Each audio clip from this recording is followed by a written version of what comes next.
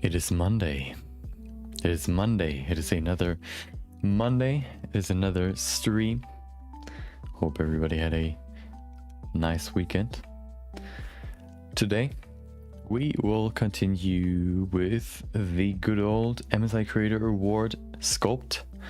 But today, we're going to finish the base sculpt, basically. So we're going to combine all the pieces that we need, and then we will just see that everything looks how we want everything to look, and then we'll go over to probably either retopology, or I'm kind of debating whether we should do retopology or we should go to the modeling process of the arms. I think that's a little bit more interesting, though I would probably, yeah, we're gonna do that. I'm gonna decide what we're gonna do tomorrow. Oh, that's what we're gonna do tomorrow, what I'm gonna decide on after the stream, or maybe tomorrow.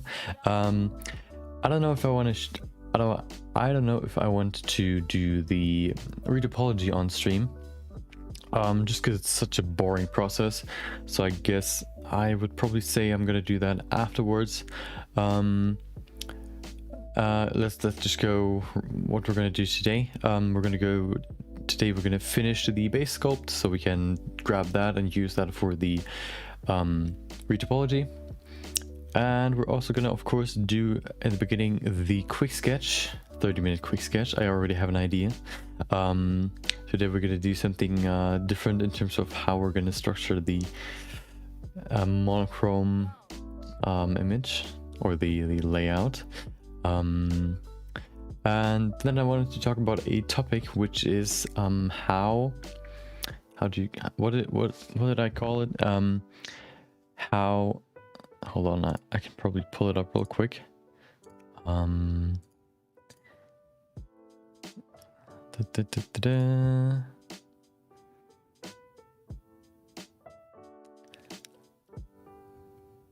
there it is. Why perfectionism is hurting you. Why perfectionism is hurting you. So, yeah, I kind of thought about I myself sometimes think about oh, you could do something right there and you could tweak a little bit right there. But I think overall, if you're trying to improve, if you're trying to really get better at something,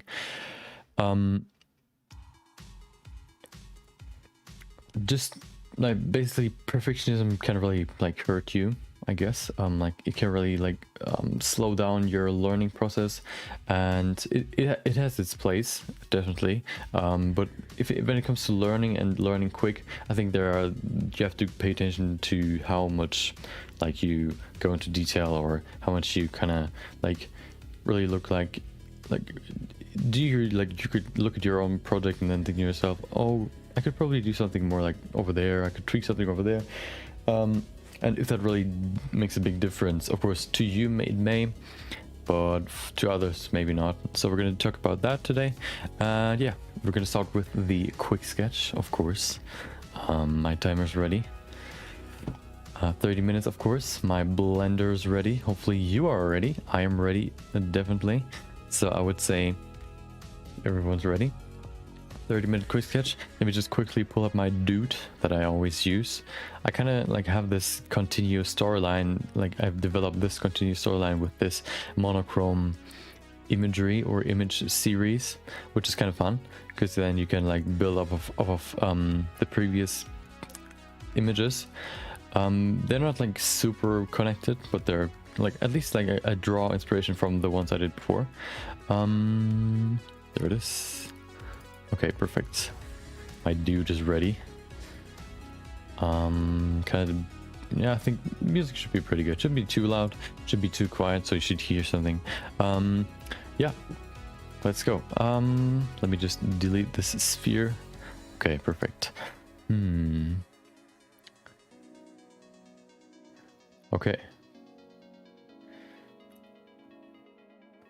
Kind of just thinking about what I wanna do when it comes to I have a rough idea what I want to do, but I kind of want to think about just a little bit more about the details.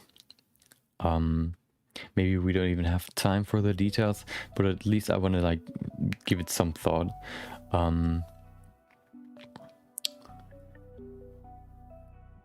Yeah, I think I have something. Okay, perfect. Perfect. Okay. Content's ready. Hopefully you're ready now. Maybe you weren't before. Now hopefully you're ready.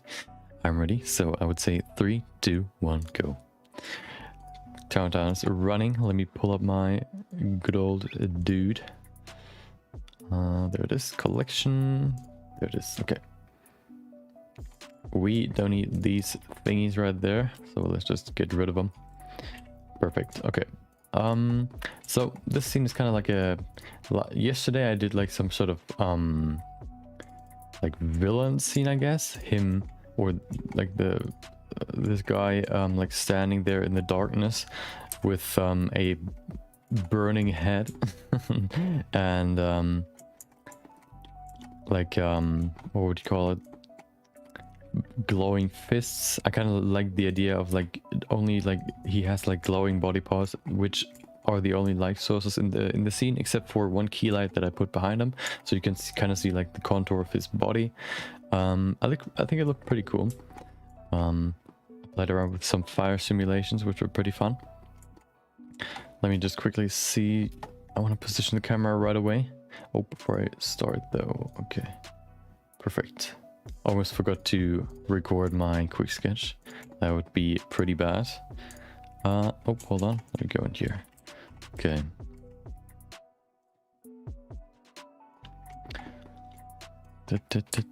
Pull that up there. Okay, perfect. So let me see. Yeah, let's keep it like this for now. We can still adjust it later. So let's go in here and position him, like give him a pose. Let me first of all maybe rotate his body a little bit. Give him a more dynamic pose.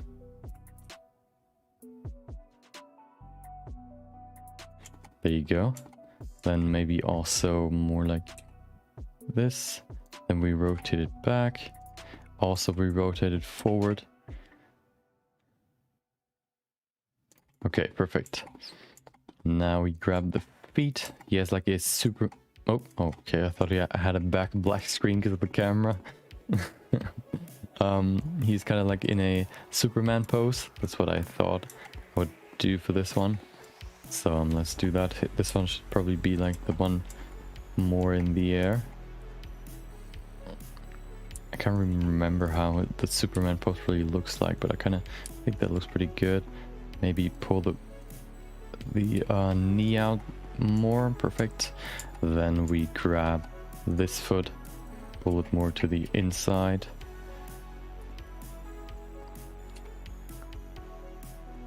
Okay, that's pretty good. Maybe pull it more to this side. Okay.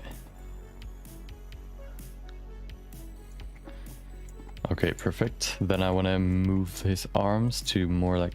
One of these should be more like angled. Let me do that real quick. Probably this one. This one's further back.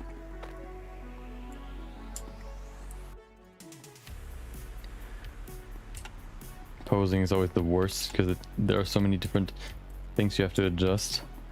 But if you know what you want to do, it's not too bad.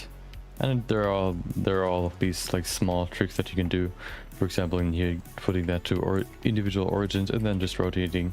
You can rotate all the fingers. Oh, let's deselect this. You can rotate all the fingers without like deforming them in some weird way. Perfect. Okay. Let's pull it back a little bit. Okay, perfect. Let's position this. First of all, I'm gonna rotate this in. Oh, not this. This one right there. Okay, now let's position the thumb.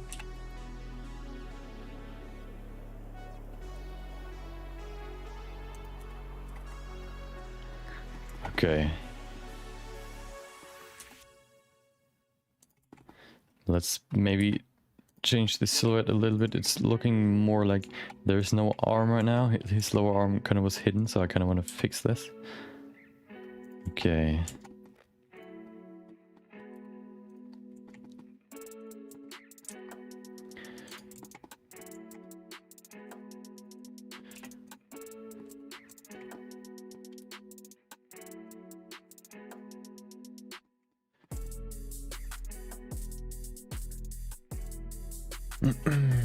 Just trying to mimic what I want to put on the screen, like what pose he's supposed to have. He's supposed to have like some sort of like strong pose, super imposing. So I'm kind of thinking about what that would look like. I guess more like this. And then maybe his other hand could also maybe be a little bit more closed, his fist. Let's see. Putting that in there, we don't need this. Rotate it on the x-axis. Maybe not too far. That's pretty good. Okay.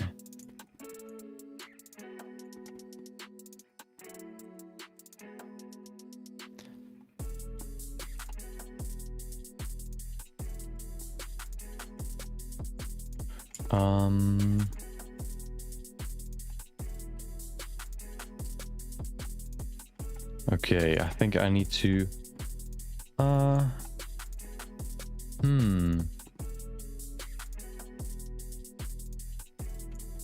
this hand is kind of, if you see, look at the silhouette, it looks kind of weird, I think. So let's fix it. Just trying to find a good pose. It's all looking kind of weird right now.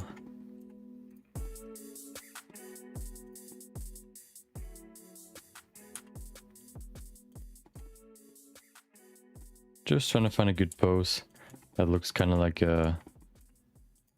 he's like super pumped or whatever. I think that looks pretty okay.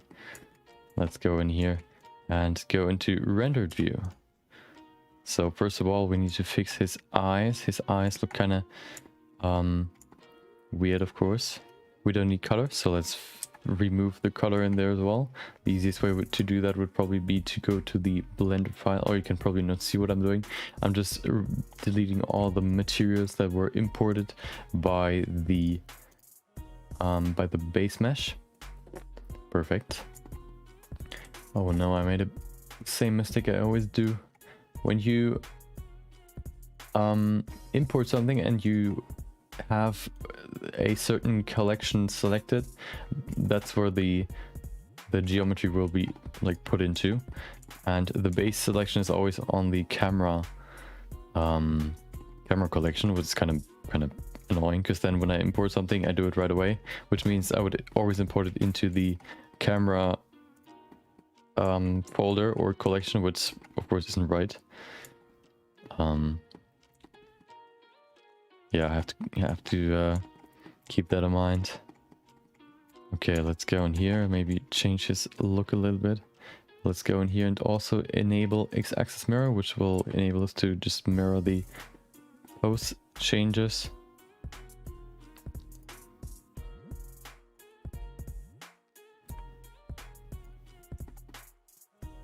Yeah, it should have some sort of like neutral, menacing look.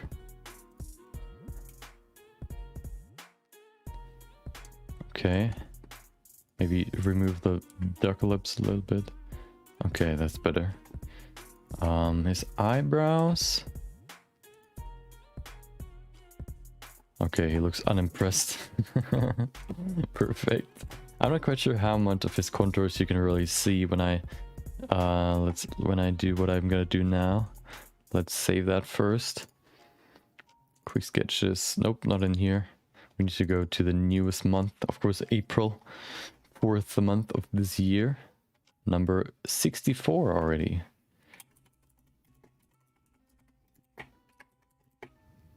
I remember being at day 60 and now we're already at 64.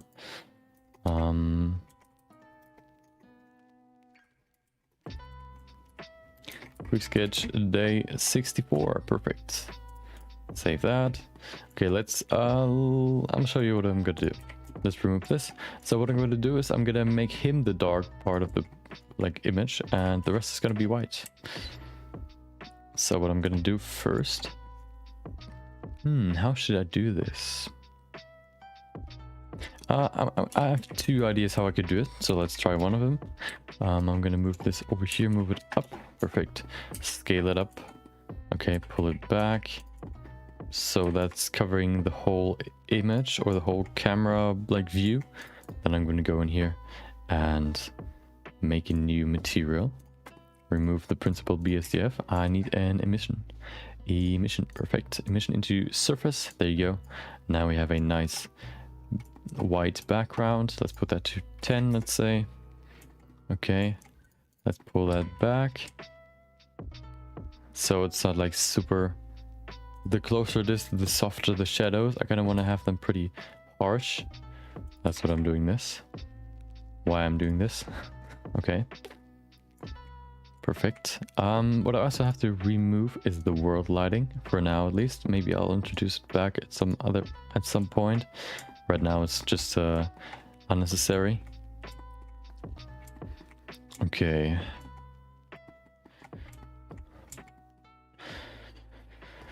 So what I'm gonna do is I'm gonna put in an image in the background, just so I have some like structure in the background. It looks kind of bland right now, just white. So let's see what we have here. Models. I don't need models. I need textures or images. Let's see, what do we have for images? Sky. Oh, that looks pretty good. Let's bring that in there. Let's go to the plane. Perfect. Put the sky in there. I'll show you what it looks like. Okay. Looks kind of rotated, doesn't it? I think it's rotated. Of course it's stretched. Oh. Put that in there. First of all, let's put that to... where can you put the repeat extend clip? Okay, that does nothing. Perfect. How about object? Then it should be... Okay, perfect. How about repeat clip? Okay, it's not really a...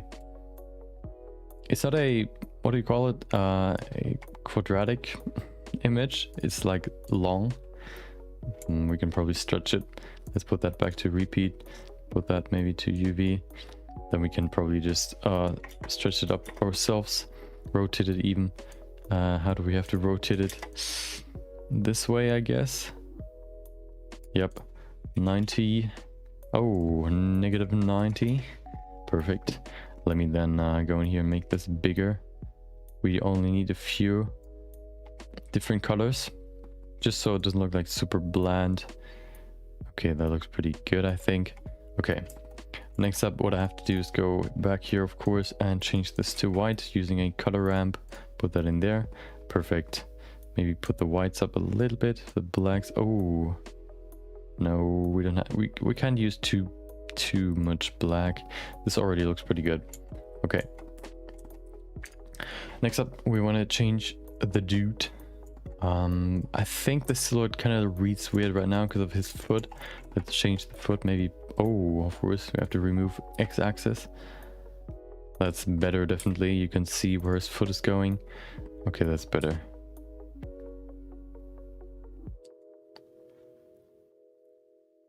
Yeah, okay.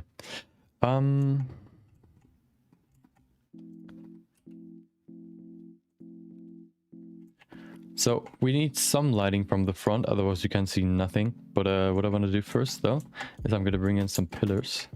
So we'll go in here and use a cube. We'll make it longer. Before we do that, though, we'll move it up. We'll scale it up. Perfect. Move it down so we have a nice pillar in the background. We need multiple, of course. First of all, what I'm going to do is duplicate this. So we have one, two, like for the base, we make multiple different ones. We have 16 minutes left, should be enough time. There you go. Okay, pull this down, not too far. Go in here, pull it down. Perfect. We do the same on the other side as well. We'll scale it down first though. Okay, that's better. We then go in here and just do the same with these ones. Maybe we can do one like this. Okay, looking pretty good. I'm gonna select everything, bevel it. That's the first pillar. I'm gonna move it behind the dude. More to the side, maybe make it a little bit smaller. That's better. Then we could probably just do this, use the same. A little bit further back. Okay, maybe we have to move this plane a little bit further back, maybe. We'll see. Make it bigger. Okay. Looking pretty good. I think I need to do something for this. What I'm gonna do is I go in here. Oh, that's also why we can't really see any colors or any changes. The gradient is pretty, how do you call it? Like, washed out, because the brighter the light, the less you can see the texture. So what we need to do is use a shader, mix shader. Put that between the two, mix the two, and then we need a input light path so we can see the full image, but the image will emit more light than you see. So now you can see if we put that to 1, those are the colors that we wanted. They're pretty, you can probably improve them. Let's put them higher. I don't want to like have too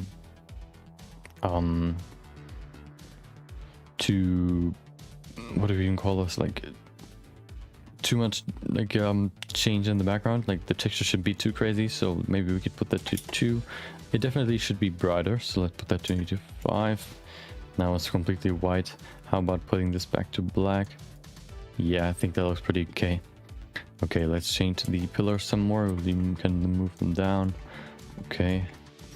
Also, we could probably rotate them out. We can then bring in a few more.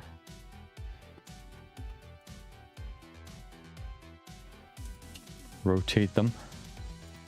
Okay. Do one more.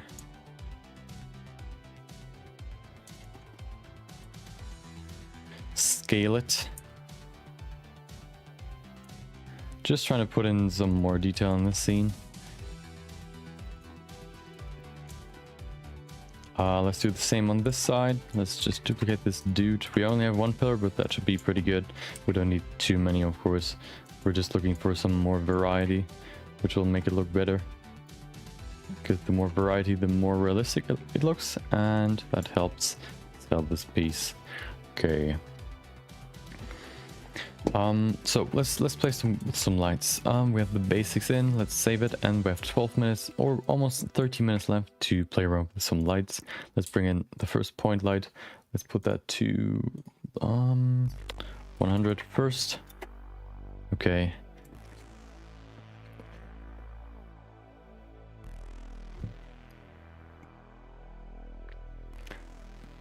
I'm kind of thinking about whether I should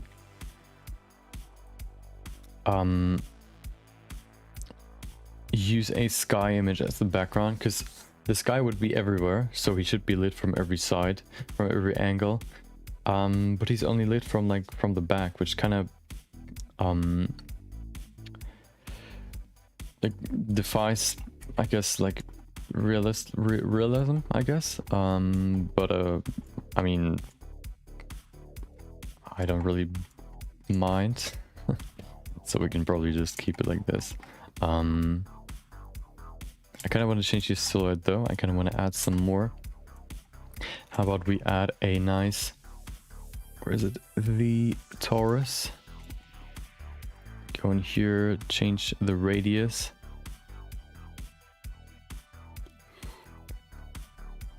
Why is it so laggy?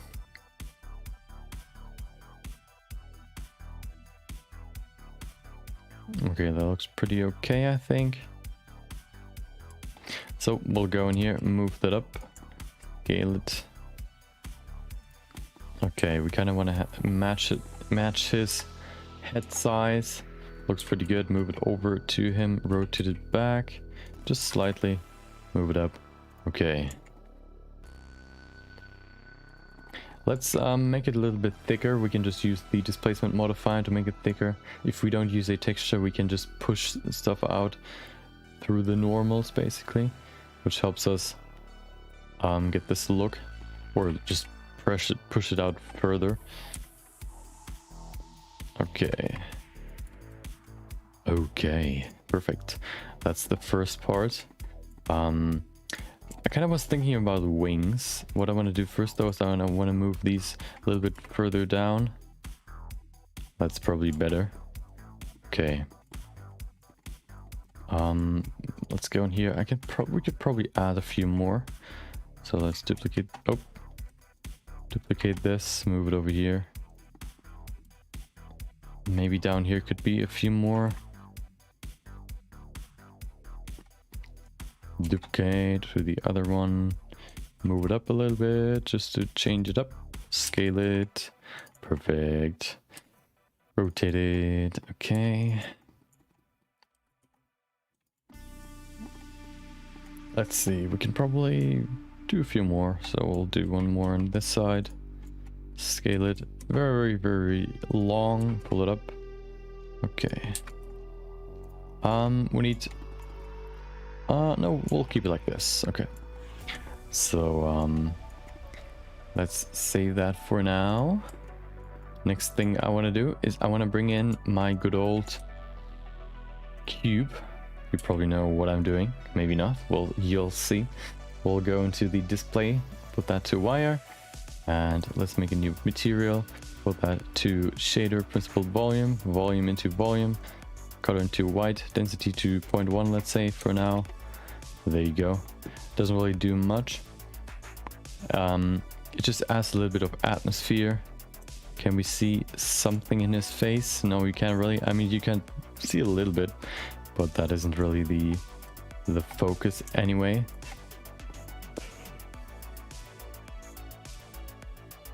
I kind of want to put something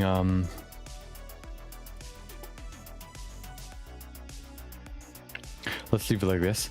What I want to do now, I want to put in a key light, I think, just to simulate the sun, I guess. Let's see. Put that to 1000. Okay, perfect. Put that over there somewhere. But the radius pretty small. Can you see it even? I think it's too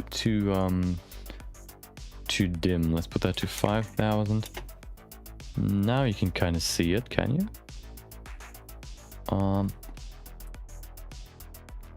There it is.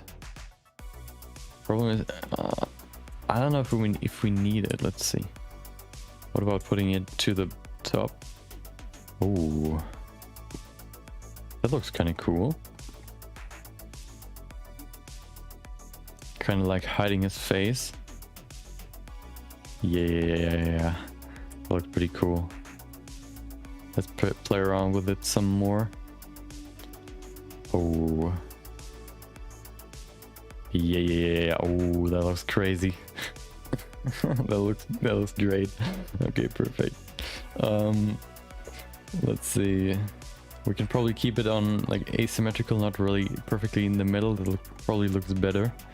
I kind of want to bring in a little bit more. We have 7 minutes left. Let's save it for now.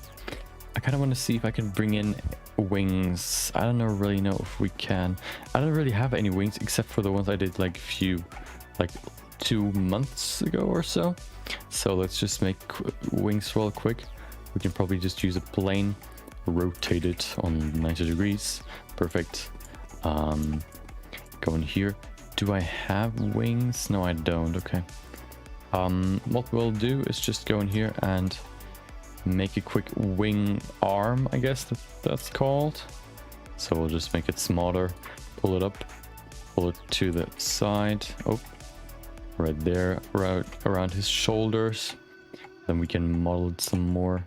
Oh, it's pretty far to the front. It has to be behind him, of course. Perfect. Then we model it. We need some more cuts.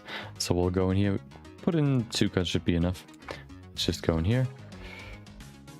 Select it like this. Let's make it smaller first. Okay, probably also go down first and then up. Like this. Okay, perfect. This should be smaller. The inner one should be bigger. So let's make this one bigger. Let's then bring in a subdivision so it's round. Perfect. I kind of want to fix it though. It looks kind of weird right now. Let's go in here. Bob, go in here. Nope, not this one. Nope. There it is. Pull it up. More over there. Then I want to have a cut going right there. So it's actually like a hard cut right there. Okay. I think we need one more. So if we go in here and then extrude it one more time, like this, maybe a little bit further. We then need to, let's put in two more cuts. Put that over there. We need one more, put that over there. Okay, it's probably too big. We can fix it though. What I want to do first is put in a cut right there, just to pull up the geometry that was there. We make it a little bit smaller, pull it over. Let's make it a little bit smaller. Okay, perfect. Kind of reminds me of Dragon Quest 7, I think. No, not Dragon Quest 7. Dragon Quest 13, I think it was called. A game I talked about before. What I want to do now is just go in here and separate this part. Oh, come on. Duplicate it, separate it by selection. There you go. Then I can move it. There you go. Oh, nope. Just the one thing. Just the one wing, I guess. Okay, let's see if that actually works. I'm not quite sure yet. We'll see. Duplicate. I don't think that's gonna look good, but we'll see. We will see. Duplicate. We'll first just put some on there, and then we'll probably scale them down. Right now it looks kind of weird. Also, it's kind of like interesting, like to have like wings that are sharp. Usually wings are pretty soft, which kind of suggests like a soft, like nice, like a being, I guess. With these sharp wings, kind of the opposite, which is kind of interesting. Put that to 3D cursor, make it smaller. This one as well, just a little bit. There you go. Then probably, I can't remember how wings are shaped. I think we have to make this one smaller, so we can probably just delete this face. Face, go away please. That should be pretty good. Then we go in here, scale it down. Go in here, do the same. Oh, hello. Okay, 2:44. I want to try something. What if we just select all of these? Maybe just these and then put them up. There you go. Looks pretty good. We have some more feathers, I guess. Duplicate those, put them over here. Rotate them a little bit. Okay. Doesn't look too bad, I think. We can then just select all of those. Select all of them. And then we can select the main thingy. Go to what is it? Control J, I guess. Yep, Control J for join. Now they're all in one piece. Then we can go in here and use the solidify and make it solid.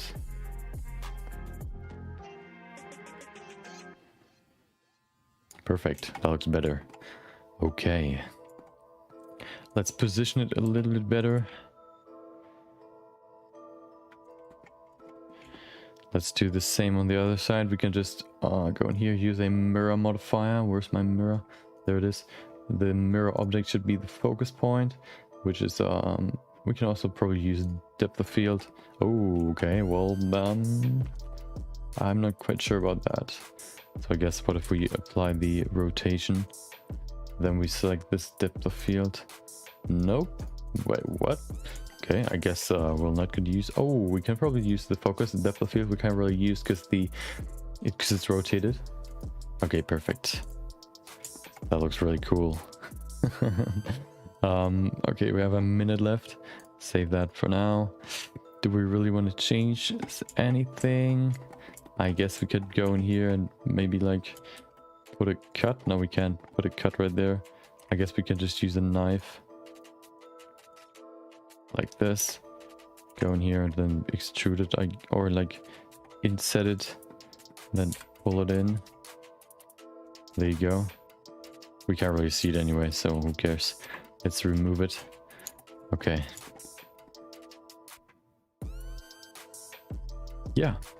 Looks pretty good. Let's move this down a little bit. 16 seconds. Perfect. There you go. We can probably go in here and move these faces a little bit. Move them over here. Perfect. Okay. Awesome. We're done. I really like the so usually I do like super, like when I did when I started the monotone images, I started doing like super like dark pieces where the contrast was more that the focus was more the white spots. So the guy is always white, just like in this image. The guy is white, the background or the environment would be darker. In this one I kind of wanted to change it up, make him the dark part, or the focus should be the dark spots. Yeah, I kind of want to, okay, one thing I want to adjust though is the what do we call it, the camera. The camera looks kind of weird right now. I think I want to change it. Just put him more into the focus. We can go back, maybe put this to 30. That might be too far, we'll see. Actually, it looks pretty good. We can probably adjust the pillars though. Going overboard, but I don't know. Mine. We don't have to fully do it in 30 minutes, so not too bad.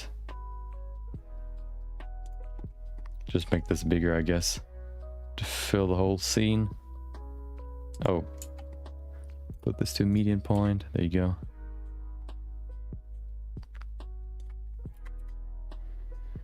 Okay, move this down. Perfect. Perfect. We probably don't even need this, but I guess we'll keep it. Yeah, we'll keep it. We'll increase the contrast in the end. I really like the lighting right there. That looks really cool. Okay. Let's move it a little bit closer. We're back at perfectionism. There's always something that you could adjust. That's why I set the 30-minute timer, just so there's no, like, there's a clear end. I'm already overstepping it, but now we're done. I'm not going to change anything. What I'm going to change though is post-processing. We're going to render it first, and then we're going to adjust a few things. We don't need the timer anymore. Let's get rid of it.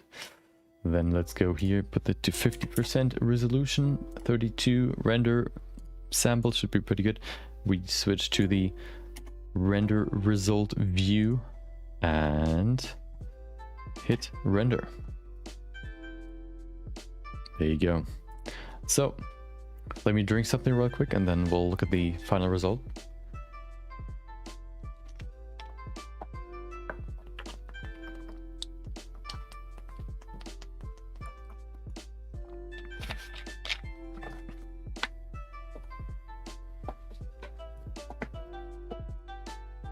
Okay. I really like the lighting in the face. Really looks really like menacing, or like yeah, I guess menacing, or how would you call it? I can't remember what it's called. Whatever.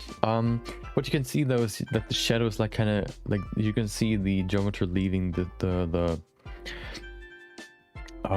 wing arms, I guess, but I'm not gonna change it. That would be like a detail, minor detail that you could adjust, but I don't want to do that. Let's see if we need glow. Ooh, let's put the threshold to 0.1. Do we need glow? I think glow will only wash out the image, so we're not going to use glare. Glare's not something we need for this. Let's save this. Let's render the final piece with full resolution and higher render result. I mean sampling. How about 256? Shouldn't take too long. The scene is pretty lit, so that should be pretty good. Like, okay, let's see how long it's gonna take. Oh, okay, yeah, it doesn't take too long. We're then gonna go over to Photoshop, of course. Let me see. Remaining 2.5 minutes. Perfect. So today we are gonna finish the base sculpt for our character, which would mean that we could probably this week maybe not finish, but at least get very far when it comes to the mechanical part of the sculpt. So adding stuff like the mechanical arms, the most prevalent part or the most obvious part of the mechanical stuff, and then also some details. Maybe in her, one of her eyes will be like a mechanical eye. Different stuff where we can add. That's what we're gonna do later, and then once we have that, we can go over to the next part. So yeah, we'll see how far we get this week. We'll definitely finish it before like the end of the how would you call it, the end of the deadline. Of course we'll be able to finish it before the deadline ends. Yeah, retopology I'm probably gonna do off screen.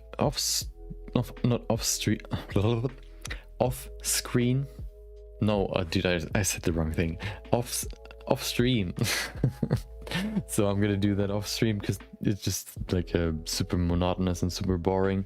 You could probably like do a stream where you just talk about different topics and do that while I talk about different topics while I do the retopology.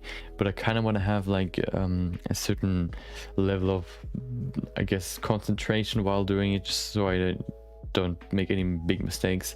It's not like super important to have like perfect geometry for like still images, but it's just for me like a practice to improve my retopology. And maybe, yeah, I haven't done retopology in a long time, so I kind of want to get some practice in there as well.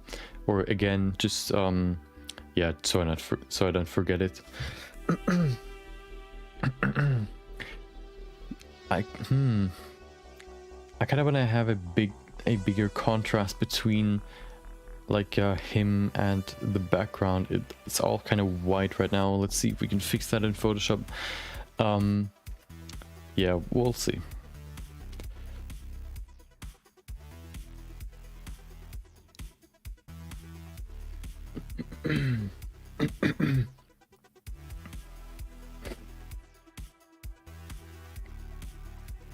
Hopefully the weekend was enjoyable. The holiday, Easter, was pretty enjoyable for me. Grandparents visited us, and we just talked and had a good old family meeting, if you want to call it that, or like, yeah, family meeting. Just talking, nothing else. Yeah, so it was pretty chill, pretty enjoyable. And otherwise, I basically just used the first 2 days for more to relax. Usually my day is pretty full when it comes to weekdays, especially when I work. There isn't really much free or wiggle room or free like space to fit in any like other stuff that I like to do, like playing games or something. So I usually reserve Friday for that, or I use my like vacation for that. So that's what I did on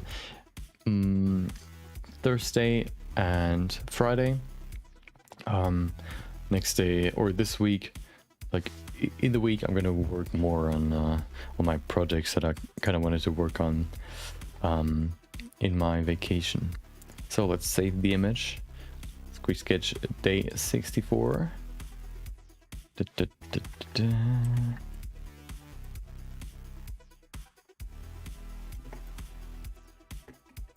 64, 1920 by 1920. Save as image. Perfect. Let's go over to Photoshop. Let me import my image. I have to pull it up real quick. I'm not in the correct folder. Hold on. Oh no, they're all the wrong folders. There it is in projects. There it is. Okay. Perfect. Okay. So let me switch to Photoshop. Perfect. Okay. Oh, you can't see no camera. Let's fix that real quick. There's the cam. And let's bring back the chat box as well. Perfect. So I'm gonna first play around with some color lookups. Let's see what we have here. Nope, nope, nope, definitely not. Nope, definitely not.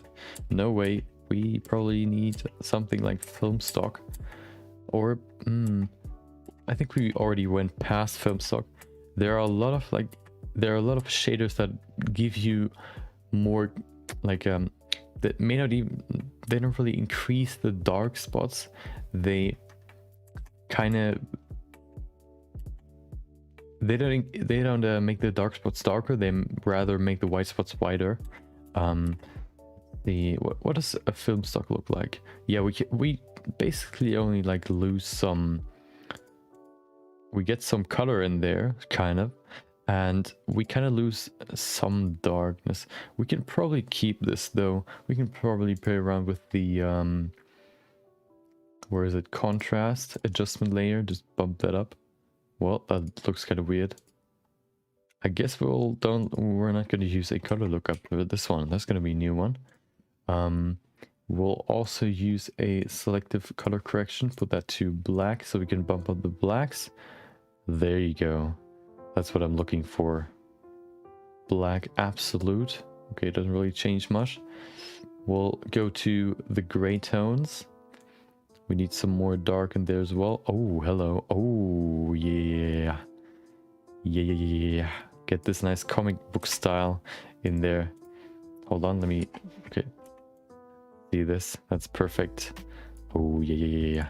You could probably even just use this face like this. That also looks... Oh my god, that looks pretty sick, actually. Okay, well, never mind. Let's keep going.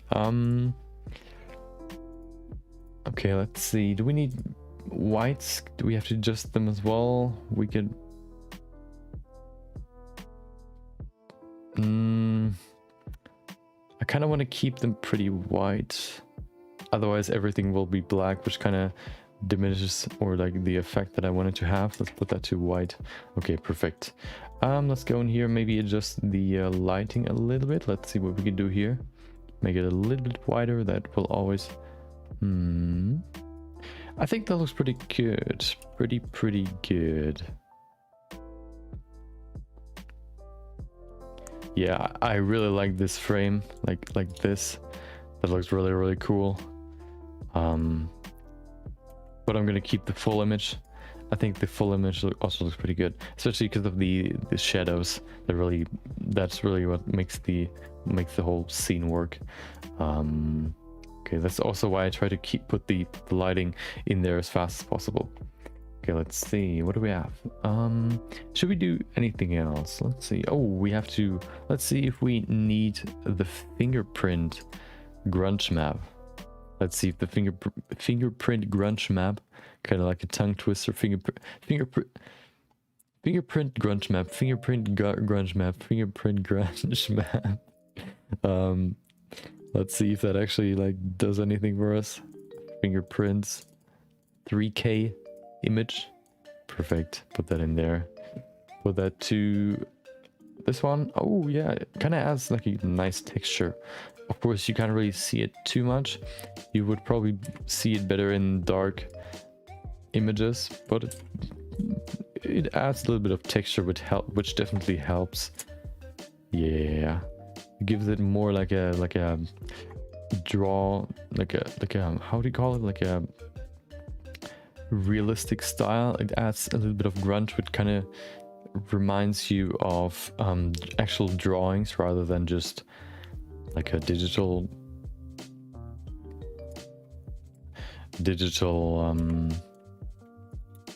images. Just adds a little bit more. I think it looks pretty good. Okay, perfect. Yeah, you could probably just do this as well, but I kind of want to...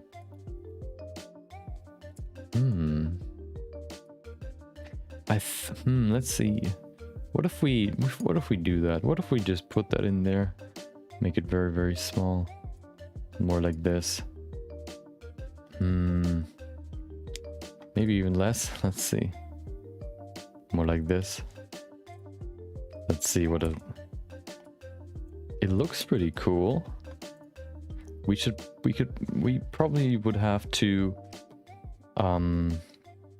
no, well, it looks pretty good, but you can't really see the wings anymore. So I'm probably gonna keep it like this. Yeah, I'm gonna keep it like this. Okay.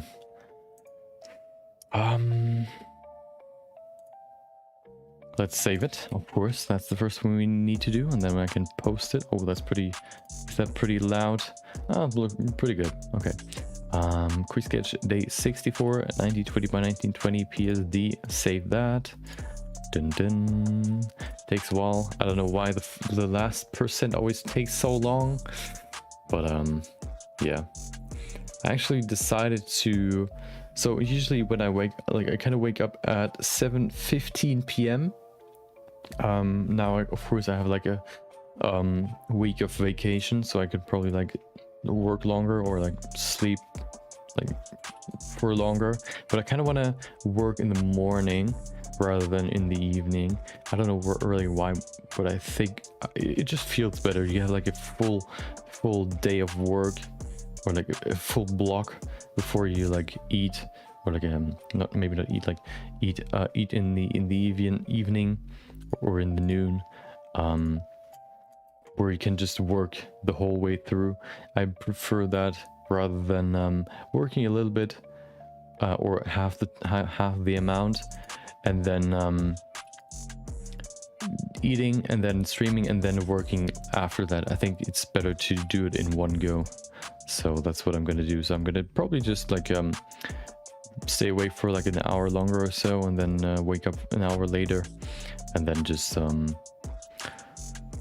start working. Okay, 64, perfect. Save that. Okay, perfect.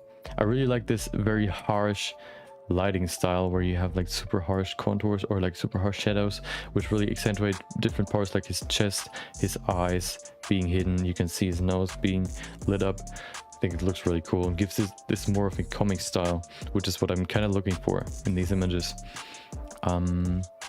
Let's save that one more time, and let's go in here and upload my image. Of course, while I'm uploading my image, you'll see the compilation of month 1. I'm currently working on the compilation for month 2 with all the stuff we've done in March, which will be... I hope I'll be able to finish it this week. We'll see though. There's at least one thing that I want to do beforehand, so we'll see how far I get there. Let's copy this to my phone. Instagram 2021, put that in there. Perfect. Okay, let's upload it. While I'm uploading, of course, as I said multiple times, every stream, every day, you can see my compilation of the first month. Yeah, hopefully you enjoy. Let me stop the recording right there. Shouldn't take too long, maybe like 1 or 2 loops, like the video will loop once, and then we're gonna go over to the sculpt. We're gonna finish the sculpt. So yeah, enjoy. I'll see you in a few minutes.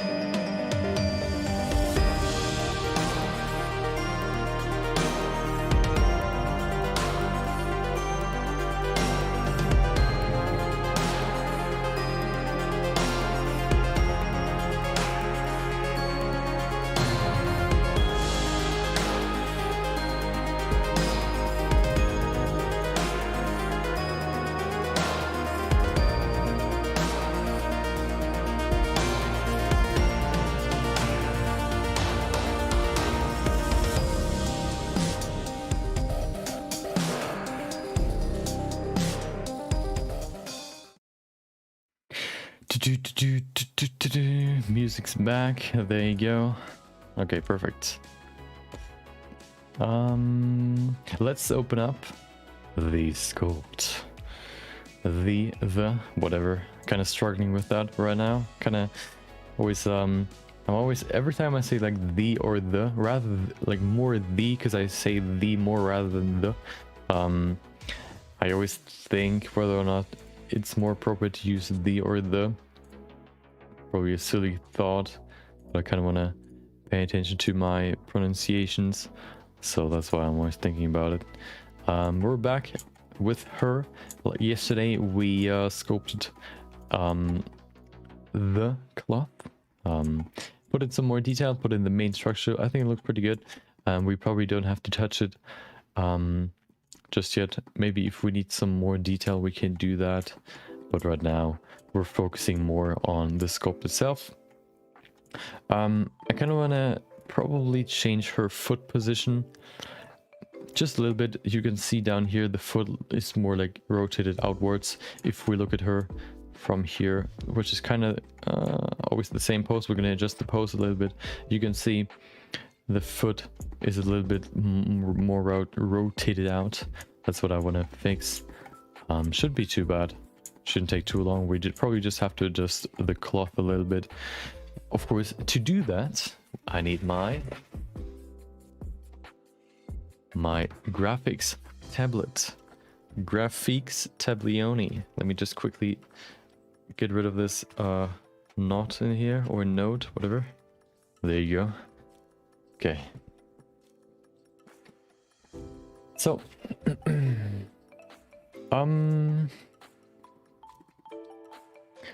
I'm kind of thinking whether or not I should put in more detail once I've retopologized. I think that's what I'm gonna do. Or if I should do that before I retopologize. I'll think about that later. First of all, we're gonna go in here and fix the foot, or adjust it. There you go. Okay. Let's put that to 1 hour. I want to do my notes, my timestamps. It is the 5th of April. Timestamp, of course. First we did the quick sketch. And next up is today's topic, which will be I always forget it. Why perfectionism is bad for you. Let's put it at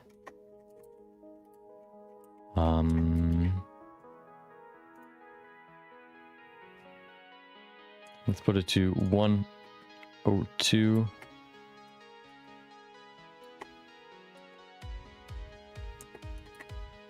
Okay. Today's topic. Perfect.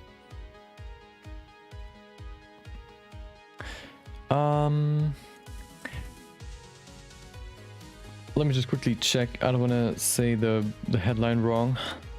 Let me just quickly check if everything's how I think it is.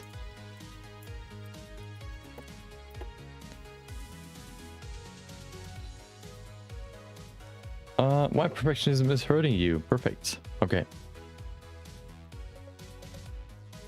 So, Let me just quickly check. I have my graphics tablet. There you go. I'm gonna start in like half a minute or so, just so I can hit the timer, and then we can start with the sculpt, fixing a few parts, adjusting like the pose a little bit, especially up here. The curve isn't looking perfect. The arms probably need a little bit of adjusting, not too much. And then yeah, we're just gonna do that and just do a few adjustments, and then we're gonna finish it so we can like retopologize it. Okay, so today's topic will be why perfectionism is hurting you. I have basically like I have like some, not evidence, maybe like a experience with it myself. I always, like, you probably know like the situation. You're working on a project and then you just look at it like this, for example. You can see, oh, looks pretty good already. Maybe this will be the finished, like you gave yourself a certain deadline. You see, okay, it looks pretty good. But then you see, oh no, what is this? There's this thing I want to fix. There's like this one like fold that I want to fix in this cloth, or there's something in her face that I want to fix. But you basically plan to we're done by now, so you're kind of hesitating, or like thinking, okay, I'm just gonna do this one thing, just one thing. I'm gonna adjust just this little thing, and then it'll be done. I'm not gonna do more. But then you're gonna look at it even more, and you can see more and more stuff that you want to kind of improve. And I kind of want to talk about why perfectionism, or like this sort of behavior, is bad, especially if you are learning, or if you want to learn fast. Usually when you do that stuff, like the perfectionism, or like when you act out perfectionism, or how you want to call it, when you want to like do small fixes just to make it look a little bit better, most of the time the first like point is nobody's gonna see it. Like if it's like a super small thing, only you are gonna see it. And if I know, like, the thought process is, I'm gonna see it, and I think it should be removed, because otherwise I'm gonna see it forever, which is of course true. But if, like, you kind of have to think about what you want to like do with the piece. I think perfectionism can be good if it's used for stuff like this project, for example. In this project, I kind of want to make a finished piece that is as good as I can make it. So I really want to like put all my effort into making it look as good as I can, meaning like really paying attention to all the aspects that are going to be a part of this, modeling, shading, texturing, lighting, making the final shot, post-processing, and all that. I want to like pay attention to all of those things. And for this pieces, especially because this one is going to like a competition, MSI Creator Award, I kind of want to focus on making it as good as possible, of course, so I have the best shot at like winning the competition.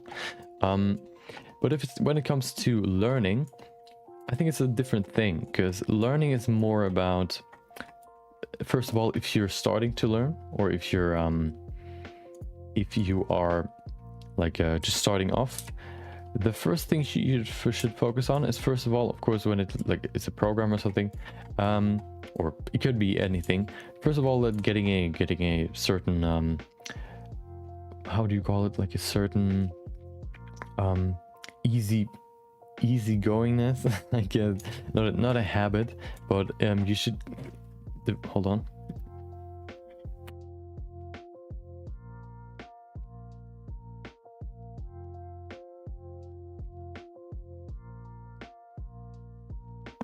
You should develop a certain hold on, what did I say? Oh, a certain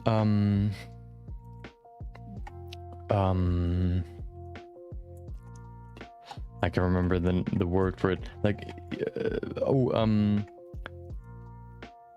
okay, I can't remember the name. Basically, you want to get comfortable using the program. So what helps you the most with that is just repetition, doing as much as possible, and not really like just doing the basics as much as possible. Because if you're just starting off, you're trying to learn the basics. So when you know the basics, you can then go over to the medium parts, like the different more like workflows with certain things in the beginning. For example, for Blender, you should rather learn to learn all the tools or all the interface, just the basic stuff. Then you can, if you're comfortable with those, you can go into more detail with stuff like, for example, you can go into different workflows, whether you want to do sculpting, whether you want to do something else like sculpting, hard surface modeling, architectural design, whatever you want to do. You can then go into more detail with that once you're comfortable with the basics, and then you can go deeper and deeper and deeper into the workflow that you're most interested in, that you have the most fun with, and you can just develop your skills in that region of the program, I guess. But especially if you're beginning, it doesn't really make sense to try to make the perfect first project, basically. Of course, if you're just starting, you're just like a beginner. You have no idea what you're doing, most likely, except for when you're using a tutorial. You're learning the program, and you're bound to make mistakes. And you should, especially in the beginning, you should embrace mistakes. You should really try to make as many mistakes as you can, because mistakes are the best teacher. Mistakes tell you what you shouldn't do next time, which you should basically learn as fast as possible. Because if you do the mistakes in the beginning, you're not going to do them later, and that's just basically learning. The more you learn, everybody wants to learn fast so they can do some dope stuff in the program itself. So the best way to do that is just do a lot of mistakes.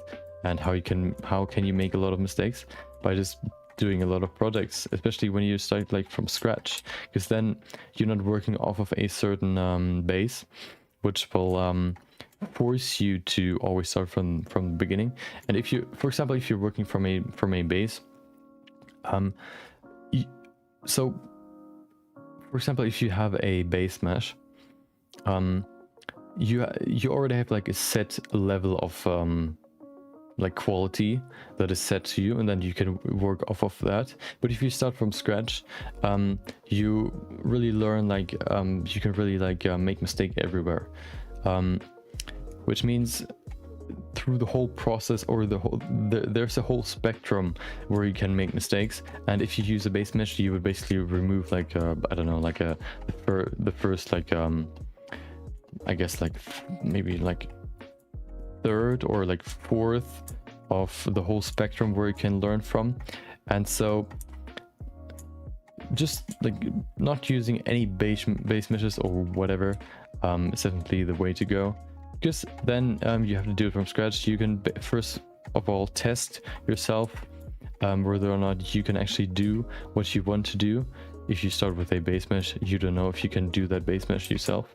Base meshes should, at least in my opinion, only be used first of all when they were done by you, because then you can basically replicate that if you want. Base meshes should basically only be used to speed up your process. When you want to go, for example, into more detail, it doesn't really make sense to spend, or it's just a waste of time to spend the first 3 hours or so, first of all, sculpting, or sculpting a face, for example. If you want to go into learning how you use pore brushes, for example, adding pores to a model, it doesn't really make sense to then first work on sculpting the face for the first 3 hours if you don't want to really improve on that.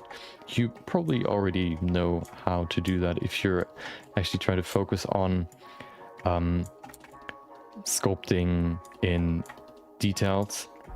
So isn't really isn't that useful for you to start off with a sphere. Of course, it's always useful in the sense that you can always get better at it, you can always get faster at it. But if you want to learn a specific thing, you shouldn't do that.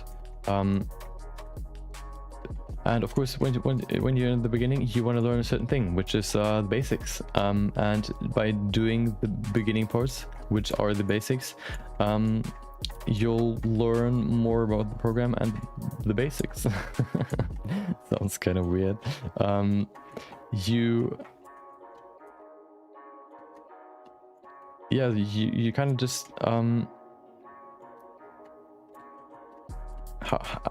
hold on. I kind of want to think about how I want to phrase this. You like you definitely, especially in the beginning, perfectionism doesn't really have a place in your shouldn't have a place in your mind, because you cannot make it perfect. You cannot make a perfect sculpt because you don't know what perfect looks like.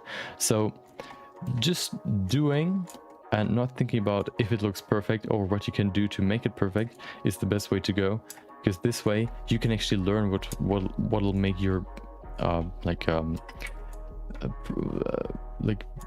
project or scope or whatever perfect. Just by doing, you can learn that. And so don't really think about that in the beginning. And then it's also like, it doesn't really matter if you're in the beginning or not. You always like have something you can learn. It may come to like a certain point where you like basically know everything you want to learn, but you can still improve on that stuff. So you can still like always get better at it. And perfectionism kind of slows you down in that process. Perfectionism always like steals just a little bit more of your time, just fixing like small details that nobody will see, which will prevent you from starting new projects where you can learn new things. Every time you start a new project, you can learn new stuff. You can try new stuff. What I, for example, do is every project, I kind of want to add just a small thing, or maybe even a big thing, that I kind of want to at least maybe learn more about, maybe learn like completely new, or just like get to know better. So for example, for this one, I kind of want to, I've never really done, how do you call it? Hard surface sculpting. I've never really done hard surface sculpting. So what I want to do for this sculpt is actually like put in like mechanical parts. So the arms will be mechanical, and that's my way of improving my hard surface modeling, hard surface modeling skills.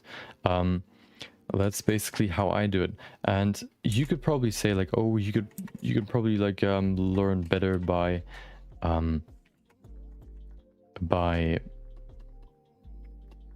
what do you call it, by doing more projects rather than just this big one.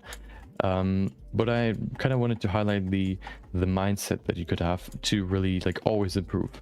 There should always be something that you want to at least either make better or like push in your skill set, or learn completely new in every project that you do.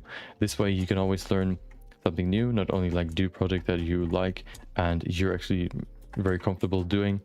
You always do something new, which will not only increase your horizon when it comes to skills and knowledge, it'll also make you feel better because you've learned a new thing, basically. That's how I think about it. And of course, as I said before, the best way to learn new stuff, like for example fire simulations, which is what I implemented in one of my quick sketches, you could probably learn better by just doing multiple like fire simulations, like in different, like for example replicating different fire simulations that were recorded, for example, like one in every 30 minutes, which could probably be a better way to learn, or a faster way to learn.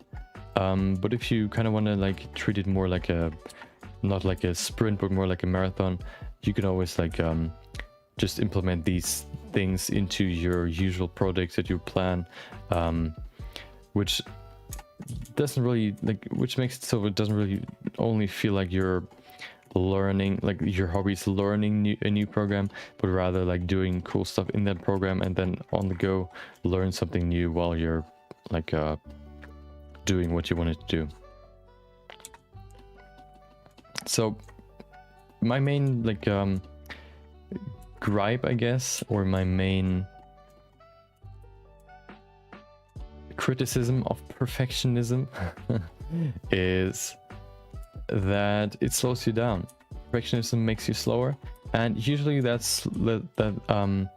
slowness has no real benefit to you. You work on it some more, you may feel a little bit better about it, but there will always be something that you can improve, and you can't really do all of it. And at the end of the day, perfectionism just slows you down and just prevents you from like getting better in general.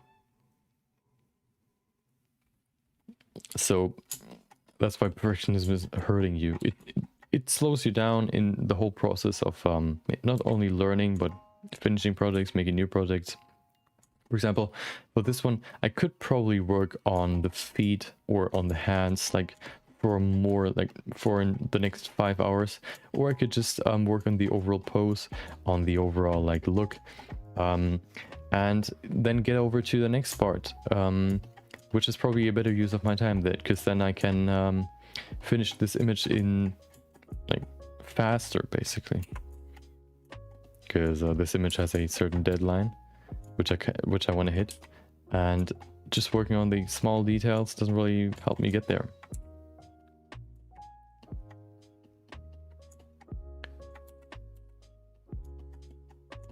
Okay.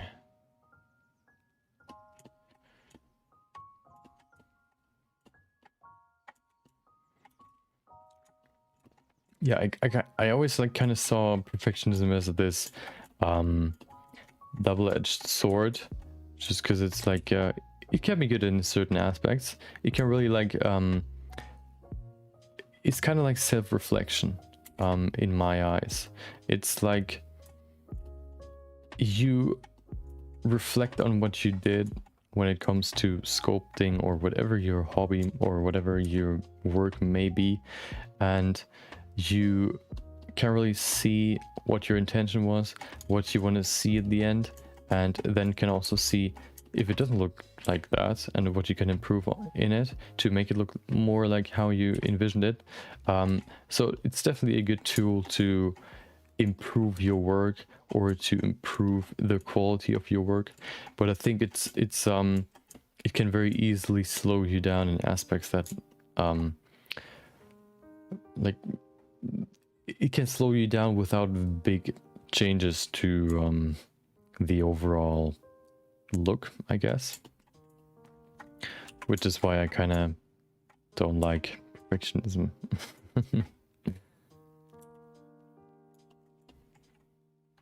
I just think like quantity is just, I don't want to say it's better, but it's definitely more helpful or more important when it comes to learning. Perfectionism kind of, that's what I experienced at work when I started my internship or apprenticeship. I started in the beginning, I was very like perfectionistic when it came to my work. So I was really like so I work at an advertisement agency. I still work there where I started my, what do you call it, apprenticeship or internship, and I'm still there. I finished my apprenticeship or internship, whatever. And no, it's an apprenticeship, and it was like, especially in the beginning, I kind of wanted to never make mistakes, so I was kind of scared. So what usually happens if you get a program, I mean a project, and you get the briefing, so you know what you're supposed to do, what you're supposed to develop or like create an idea for, and then you make an idea, you show that off to either the second like graphics like designer in for that project, or you give it to your project manager so he can look over it, or he or she can look over it and see if there's anything he would like to change, he would like you to change, because usually he knows the customer or the client better than we do. because they have more contact with them. So he would, for example, tell me, oh dude, he wouldn't say dude, but whatever.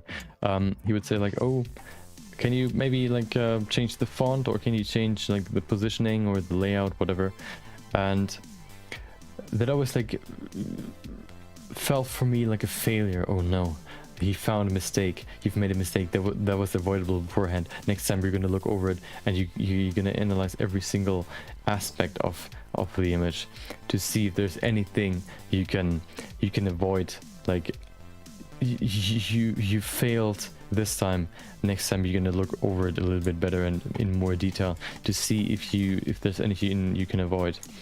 Problem with that is, the more you look, or the more you work at an project, that was kind of sounds kind of weird. The more you work at something, on something, I wanted to say, the more you work on something, you kind of you can't see certain things. So if you, for example, work on some sort of artwork, for example, and then you show to someone, they may look at different stuff like differently, or they look at the image differently, and they see certain things you don't even see, like mistakes you've done, for example, or other stuff like stuff they would like to improve, or like technical like improvements.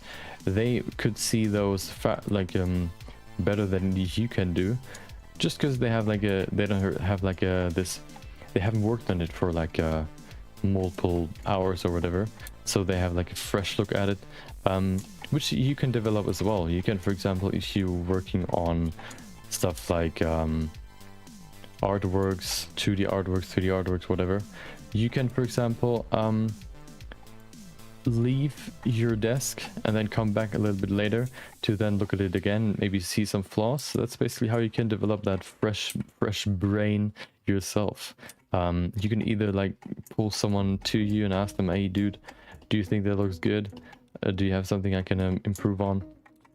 And they tell you, or you can just come back to your art or whatever you do a little bit later, and like in a few hours or like the next day, and then you will probably see differently. That's what happens to me a lot, and it'll probably happen to you as well if you do that. And I kind of forgot what I was talking about, but oh yeah, so my idea was like, oh no, you made a mistake, you're a failure, you've made a mistake, they found something they didn't really like.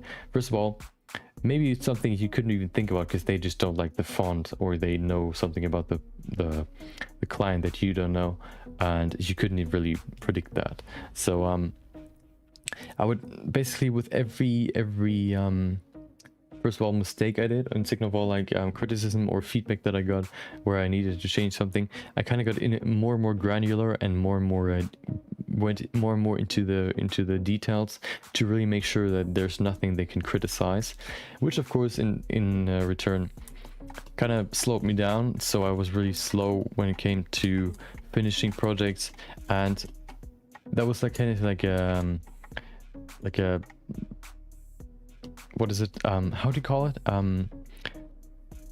in Germany it's called like I guess like a devil's circle or whatever, a circle of I don't know. So basically, the more you do that, the more I did it, the more I looked more into the image and try to find different stuff that I can improve on, or like that I can fix before I give it to my project managers. The better it is, because then I would like be a failure. Problem with that is I lost more and more time. It was slower and slower, and so I kind of like fell back more and more, which of course you can imagine in turn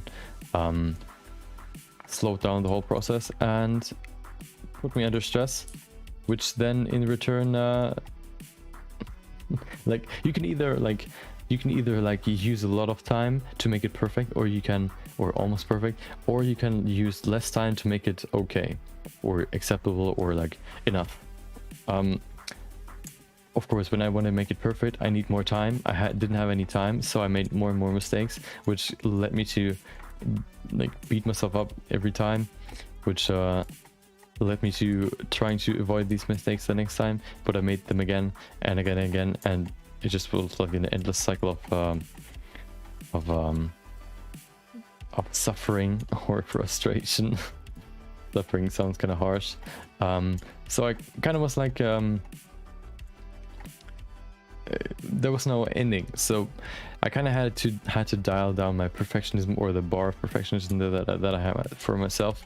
I still have a certain degree of perfectionism when it comes to how I want, for example, to structure my folder structure, or how I want to do stuff like, hold on, let me just fix this real quick.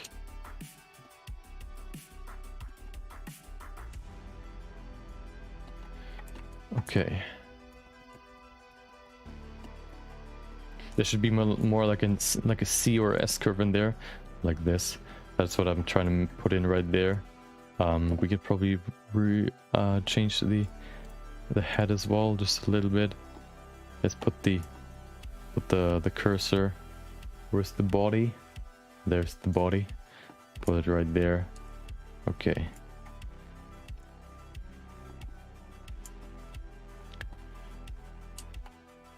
Now we can just select the head and rotate it. Perfect, that's better. Okay.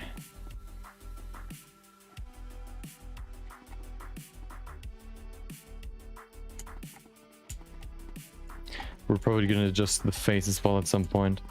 But yeah, it was like kind of like a thing you can't really like. So like nobody expects you to make the perfect piece, only you do. So you're kind of making it harder on yourself when you try to make it perfect. And of course, perfectionism or a perfect piece doesn't exist. There's always something one can criticize, and most of the time you can't really predict it. So the only way to really learn what you should do better next time is by finishing it. And like when you're in the agency, or when I was in the agency, basically like putting it out there and giving it to the product managers so they can look over it. And yeah, at some point I just like it didn't work, so I just embraced making mistakes and learning that way, which in turn made me way happier, because of course the more mistakes you did, or the more failures you had, the more you're scared of more, so you kind of try to avoid it, which doesn't really work. So you get deeper and deeper and deeper into this sort of like state of, I don't want to say like depression necessarily, but frustration and fear, which doesn't really bode well for your mental health. So yeah, that was probably like the time at work where I was like the least happy, or the least like the most like I don't want to say depressed, that sounds kind of harsh, but kind of like unhappy, I guess. So yeah, that's basically where I learned that perfectionism is bad. It is not, it doesn't help you, it only robs you time. It's only useful in certain areas. In most areas it's not really useful. You could probably use it in some like good aspects, as I said before. There are some good ways you can use it, but usually it's better to resort to quantity over quality. Of course, that has a certain degree. You shouldn't like just pump out more. Of course, there's a certain there's always like too much. You have to pay attention to that. If you do more mistakes than actually like if you do more mistakes than necessary, then that's not a good thing. So you kind of have to find a good balance between the two. Yeah. I don't really like, I don't know, perfectionism is like this, the kind of topic that I kind of, that's the one thing I kind of don't like about myself. There's always like something, and I already tried to reduce it. I'm way better at it now. When I think to myself, oh, there's this small thing I kind of want to improve, maybe I could adjust it a little bit. Usually, of course, the more you do it, the more experience you get. Usually it's like some small thing that even if you tweak it, it doesn't really mean that there's actually like a big change coming, or like a big change happening. Sometimes you think, oh, I could improve it, and you actually can't. And then you're just sitting there wasting your time where you could have done something else. Trying to fix this small problem that nobody will see and only you see right in that moment, probably not even later. And it's just wasting your time because you could have done anything else in that time, but you decided to try to fix that one little thing that you saw. Which is kind of counterproductive. Let me just quickly pull up my references. There it is.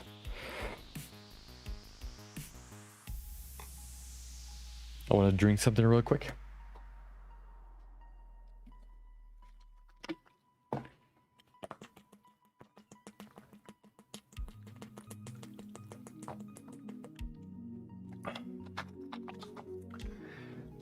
That's also why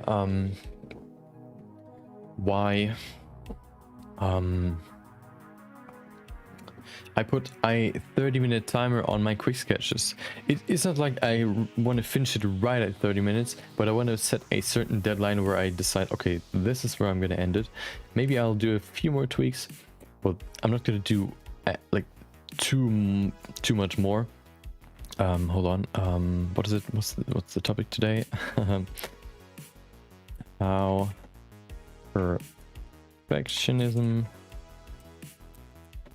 hurts you. Perfect.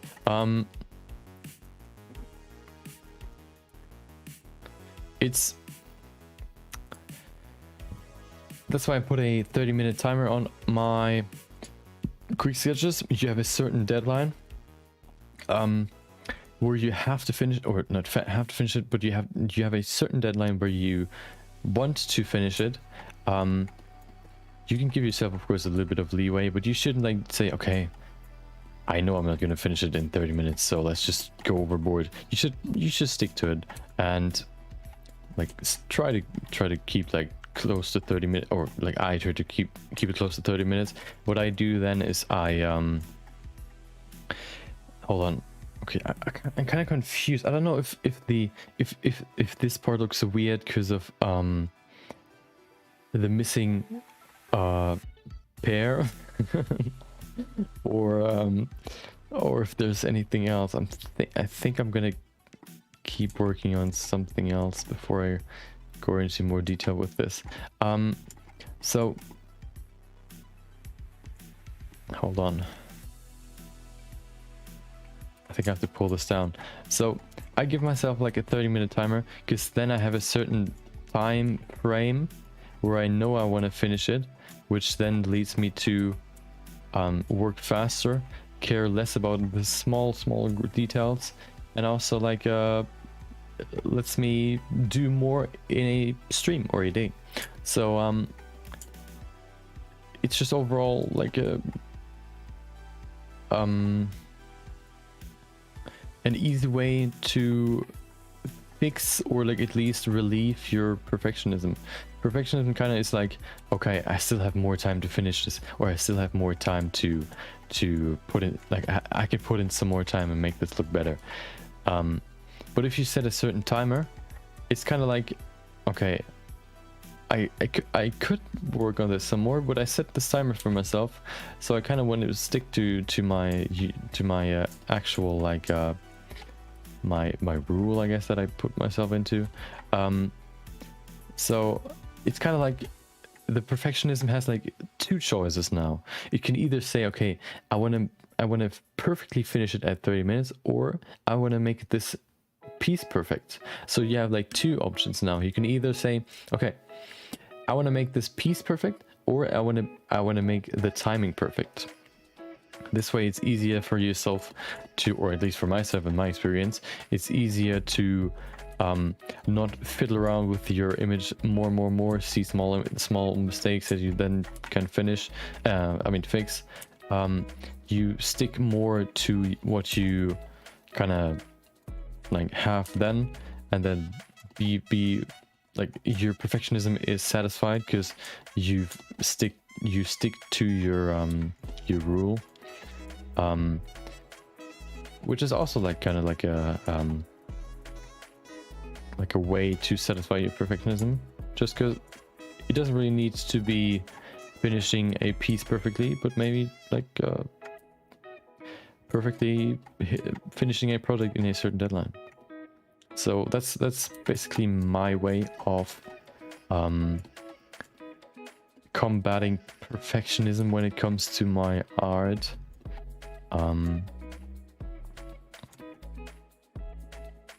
Maybe there are other ways. I'm not quite sure. If there are, I don't know them.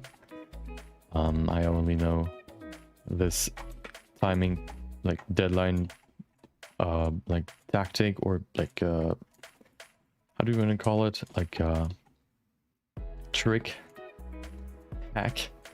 So I'm not quite sure if there's more you can do. Of course, you can always like just say, nope, perfectionism, you're not gonna tell me what I'm gonna do. I'm gonna just stop here. But usually, like, you want to make it look as good as possible. And so, you know, perfectionism is more about, like, perfectionism always thinks like, okay, I want to make this right now, I want to make this perfect. But right now I want to make this as good as possible. But if you do more in the same time, you make this one single piece perfect, the next piece will have a higher level of goodness, or like of skill, or like perfection. It can hit because you do more in the same time frame. So it's actually better for your perfectionism to do more, because then you improve faster, which also makes like bumps up the level of perfectionism you can have for yourself higher, which then achieves what you actually want to achieve, like get better at stuff, and yeah, get better at stuff. So yeah, you can maybe think about it more in this way, which will in turn let you to maybe skip a few of these small adjustments that you wanted to make before. So I'm not quite sure if she has if you can see her ribs. Let me quickly see if I have another image where you can see it better. I don't think I have. One thing she has though is a little bit fat right there, so we need to put that in. So we have a little bit of fat right there, just a little bit right there, and then you have like a small wrinkle or fold. It goes like over here. Okay, maybe pull that in a little bit. Oh, let's pull that in like this. Pull it up. There you go. That's better. Smooth it out. Okay, let's do that on the other side as well. Let's just quickly see if that actually... no, this side is more stretched, so we don't have like too much fat over here. We can probably smooth this out a little bit and then put in a little bit of fat. Let's see, maybe like over here. Perfect. Just a little bit. Make her more voluptuous. She's the goddess of fertility overall. I mean, after all. So have to keep that in mind.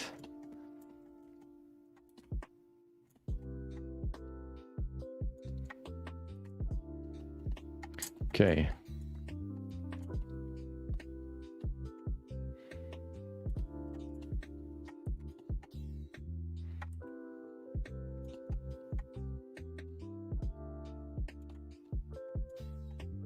We probably have to cut up the arm to a certain degree, like a little bit, because the arm is actually, like, as you can see right there, a little bit longer. It reaches like over to here roughly, so we probably have to cut it up and combine it with the body at some point, just to really stay true to the look, or the amount of sculpt that is still there.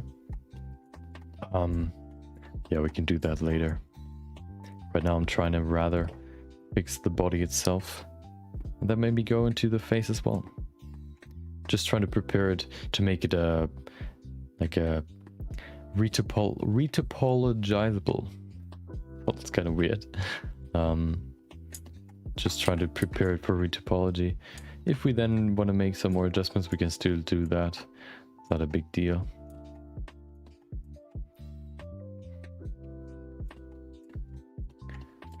Actually her neck is rather, or it's pretty round. So let's do that real quick. Let's fix it. She has a little bit more fat, some rolls maybe even. Back in the day, people seemed richer if they had like a little bit of fat. So let's put that in.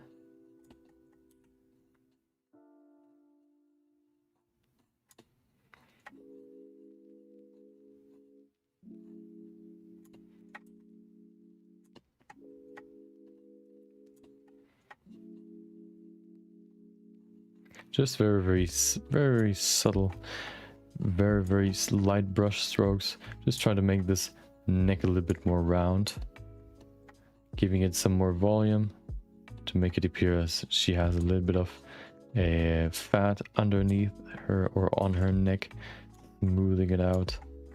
Perfect. Okay, now her neck is a little bit too wide. We can just pull it closer to the middle. There you go. That's looking pretty good. We could probably adjust her neck a little bit, move it over here.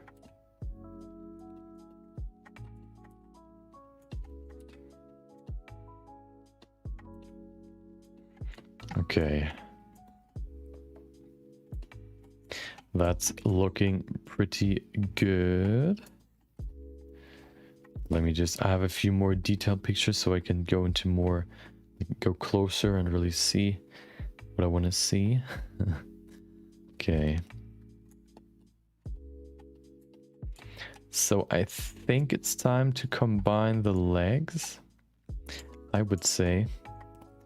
So let's save that real quick. I don't think I can scope the pair.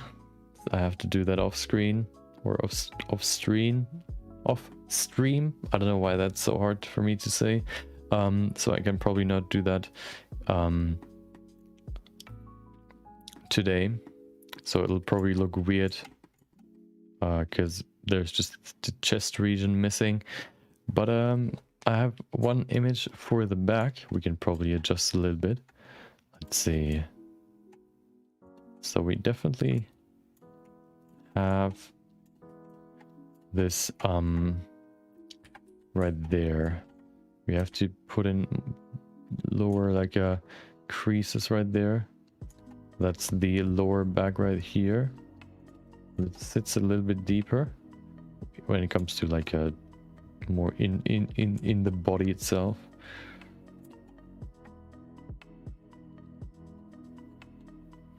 Like this, and then just smooth it out.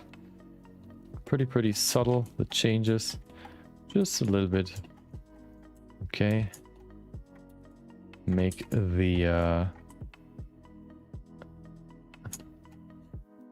spine is pretty deep, or has a pretty deep crease on the back. That's what I put in right now. Smoothing it out though, because of course it's not like super crazy detailed or super crazy defined, but it's still there. You can see it now a little bit better. Also the lower back muscle ends right there, right between the cheeks. I'm gonna put that in now.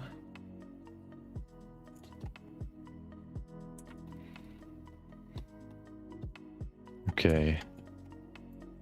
Let's see. Kinda, I think it looks too detailed right now, but I also want to put in some more volume like this. Okay.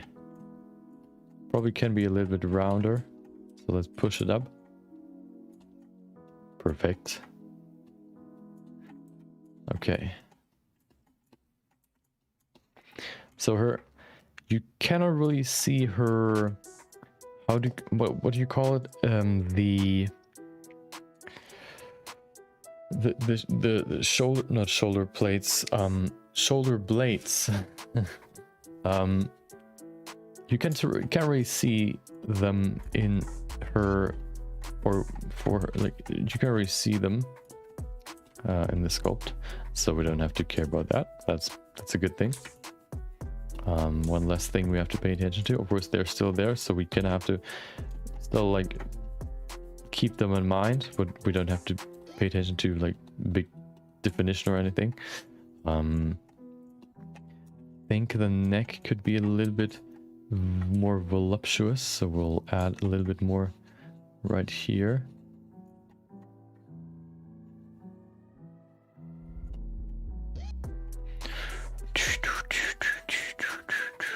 Laying some clay strips while the sick beads are going to be laid out.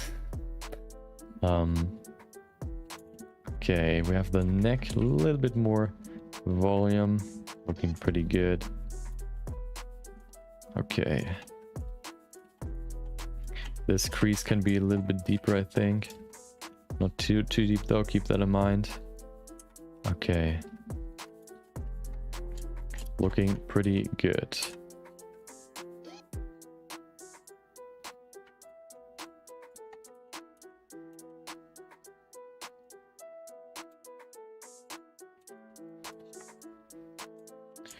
Okay, we need some more volume right here for the, is it the latissimus? I think so. No, it's kind of like, how do you describe this? It's like, hold on. It's, can you see this? Hold on. You can. Okay, so it's basically, like this region right there. You can see the latissimus is going, can you see that? It's going down there. Hold on. Like it's going all the way down there and then up to the arms. So this way they can like move the arm down. Basically, if it contracts, it's going to be pull it down. If it relaxes, you can pull them up using the shoulder muscles. But that's basically the volume I want to put in right now, which is this bump right there, where you have like the shoulder or the shoulder blade muscles that are over the shoulder blade, and then down here you have some more volume. That's what we're gonna work on right now. So let's do that. Tomorrow I'm gonna work on, like before the stream, I'm gonna work on a new video. New edited video, which isn't too long, but I think it's gonna take like a lot of time when it comes to editing because of the concept itself. So I'm not quite sure when I'm gonna be able to finish it. It's gonna be highly edited. Kind of wanted to try something new. I'm not gonna say what it is here.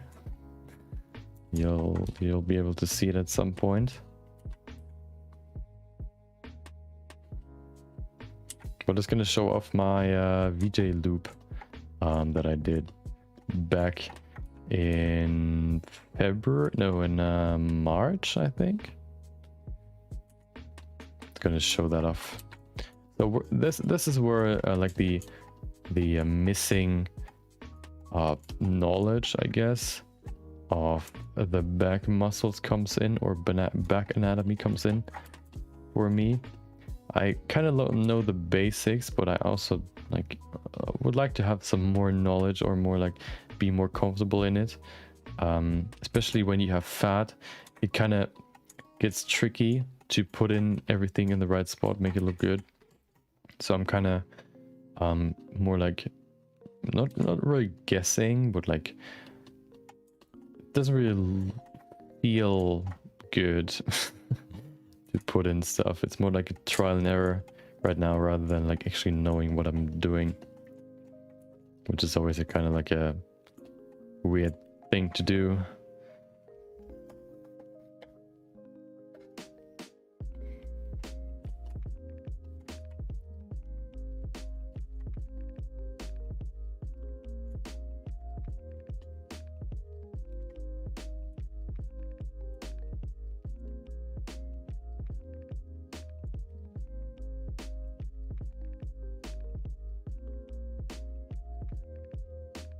Okay.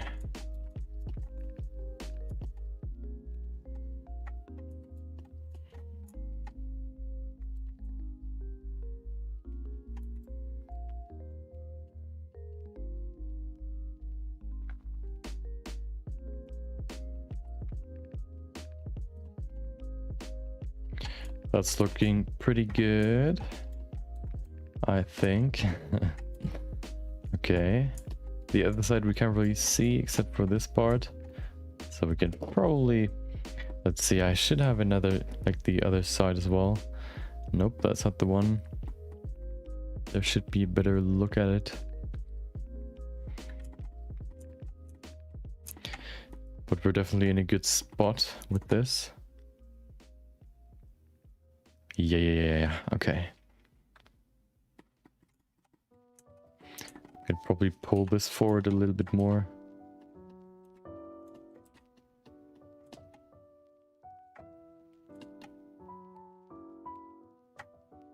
Okay.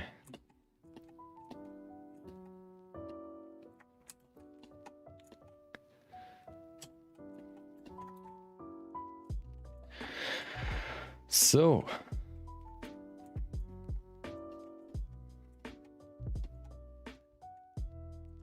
I was kind of like recently I was watching some VR chat videos because I was interested in it, kind of like what you can do in it. I kind of know what you can do, but I don't know, it's kind of weird that it doesn't really seem like there was this wave of VR games which were pretty good, but then somehow there's like this like there's nothing new like on the horizon. I think like of course there was stuff like what is it, Half-Life Alyx, but that was more like a single player like adventure game or like a story game. I don't know, like there isn't really like much when it comes to multiplayer, it seems like there's like a huge gap of just nothingness, at least like there's no like very notable game that came out or you heard. Oh wait, there was Phasmophobia actually, but nothing really like more social, like similar to VR chat. VR chat is like this, like, especially just like a live I guess what do you call it, live social media platform where you can run around in.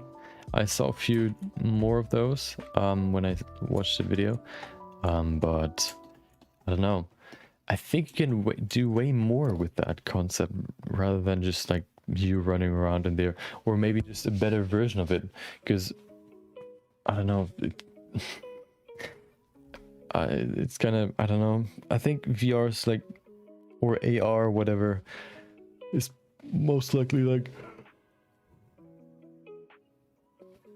still very like how do you call it, underutilized, I think, especially for stuff combining real life stuff with not real life stuff, like or like, so one thing I kind of want to like, I haven't really seen, but I think it exists. I think it exists even like somewhere close to me, is a escape room with the VR headsets. So basically you build a certain room or scene in real life, which means that you can actually adjust it so that when you then are in the VR world, you can actually touch the walls that you see in game, because they're actually there, which is pretty cool, I think. So like you can, for example, do like a what is it, VR escape room, where you can not only like work with the real life objects, you can actually work with not real life objects as well. Then you can put in a desk, for example, you can put the actual desk in there and stuff like that. I think that's pretty cool, or it would be pretty cool. I haven't really seen much of that. Maybe there are like what is it, VR roller coasters. I think they exist, but I don't know. I think the last time I've really delved into VR was probably like 2 years ago, where we went to a VR, it's not a bar or cafe, it was more like a event, like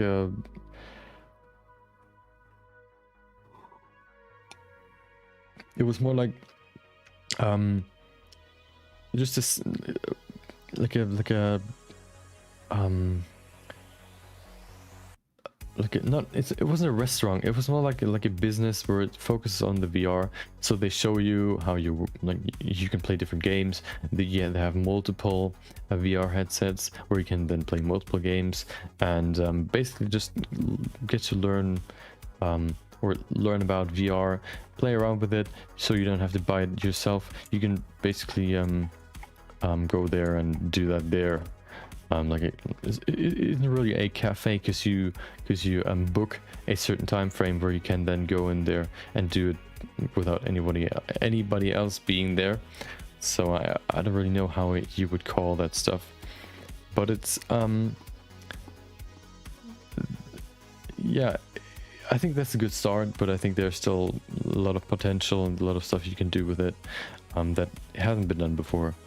So I'm kind of waiting on that. I kind of want to see more and I kind of want to, I don't know, I want it to be more accessible. Right now it's like super like exclusive. You have to get like one of those kind of expensive devices, or like not goggles, like headpieces, and then maybe even like if you want to like do full body, you have to get one for the hip and for the feet as well, or for the legs, which then adds more to the price itself. And I don't know, it's not consumer friendly yet, which is kind of sad, because I think such a cool piece of technology. Kind of wanted to be more like consumer friendly, I guess. But I think it's this sort of like technology that'll always be like more of a niche project before there are like huge changes coming to it. So for example, having this huge, especially having like the huge headpiece with cables hanging off of it, that's just like, that's so annoying.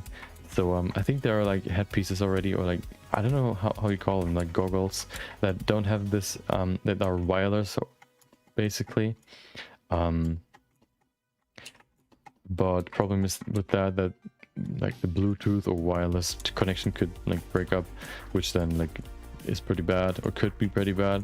So or like could lead to stutters or whatever. So there's always like this downside. But I think wireless is definitely the way to go in the end. I heard an idea a while ago, like I don't know, like a few weeks ago or so, that you're not gonna have VR headpieces that you have to wear, but you actually have like VR contact lenses, if that's what you call it.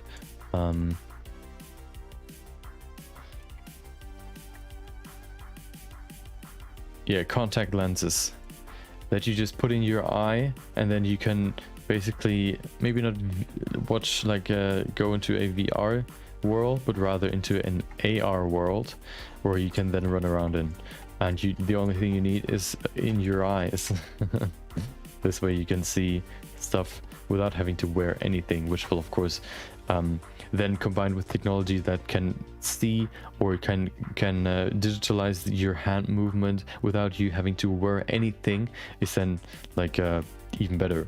Of course, probably you would probably have to wear something, because for others, like the technology to detect how your fingers and your hands move without any gloves kind of relies on the program being able to see your hands, of course. So if you have like a multiplayer game and you move your hands like outside of your vision, like it looked probably pretty weird for the other person. So there are some things you would probably have to like wear gloves for. But yeah, I don't know, I don't know, it feels like that's one of the technologies that is kind of like that it sounds so great, and it's so there are so many ideas you could make, but the technology is just lacking, and that's the main thing that is holding it down. And it's probably just a matter of time until like there's something really great coming, which will kind of maybe even revolutionize it, or like just bring it to the next level. But before that arrives, it's kind of just like this kind of niche product that is always like just like in the background rather than a main thing that you use for gaming or whatever. Like imagine like being in like playing on your PC and then saying, hey dude, want to go to VR world? And okay, let's do that. Put in your contact lenses and then just ooh, and just I don't know, like yeah, the only problem of course will always be to how you move in that world, because you can't really just run around, especially if you're in your room, because there's just limited room. And when you're running around in like an open field, for example, in the game, you can't do that in your room, because there are obstacles and walls. So there will always probably be like a certain controller that you have to have, because otherwise how are you supposed to move? Maybe you can connect your Neuralink from Tesla with your program, and then you think move forward and you actually move forward or something. I don't know, but yeah, I don't know, it's like one of the things that I kind of wish there were more like efforts being put into the development of that technology, because it looks so promising, it looks so great. But I don't know, it's just so it's like kind of maybe not sad, but kind of unlucky that it's more of a niche product where nobody really wants to be the first to really put effort and time into making it like a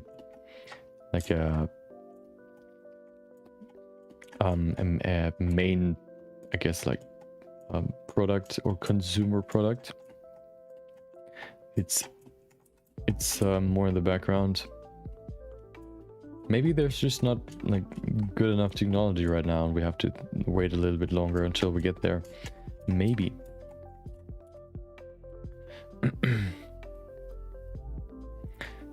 So I kind of thought about maybe getting one, but I think there's just so much hassle right now setting everything up and getting everything running that it's not really worth it right now. And I don't think I would use it enough to really justify the price, which is probably the biggest problem right now for consumer interest, because they can be pretty pretty expensive. And if you're only really using it like for when you, I don't know, when your friends can't come over, or you, I don't know, like sometimes you use it, then I don't know, it probably isn't really worth it.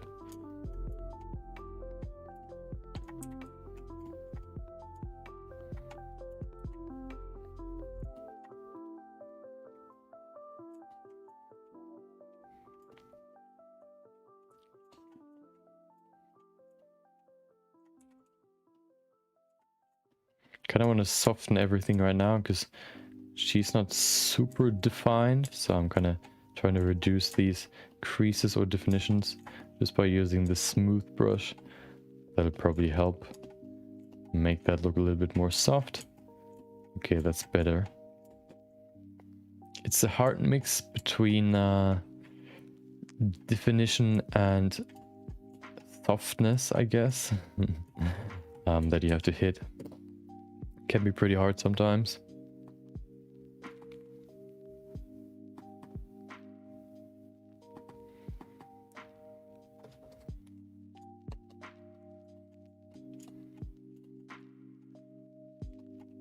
We have to pull this in a little bit more.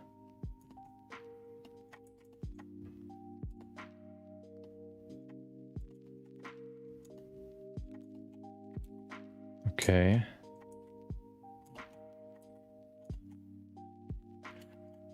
Okay. We can probably pull this out a little bit more. There you go. Just using the grab brush to make big changes. Don't really require adding new geometry, rather adjusting the current one. Okay. Oh, we have some cloth peeking through.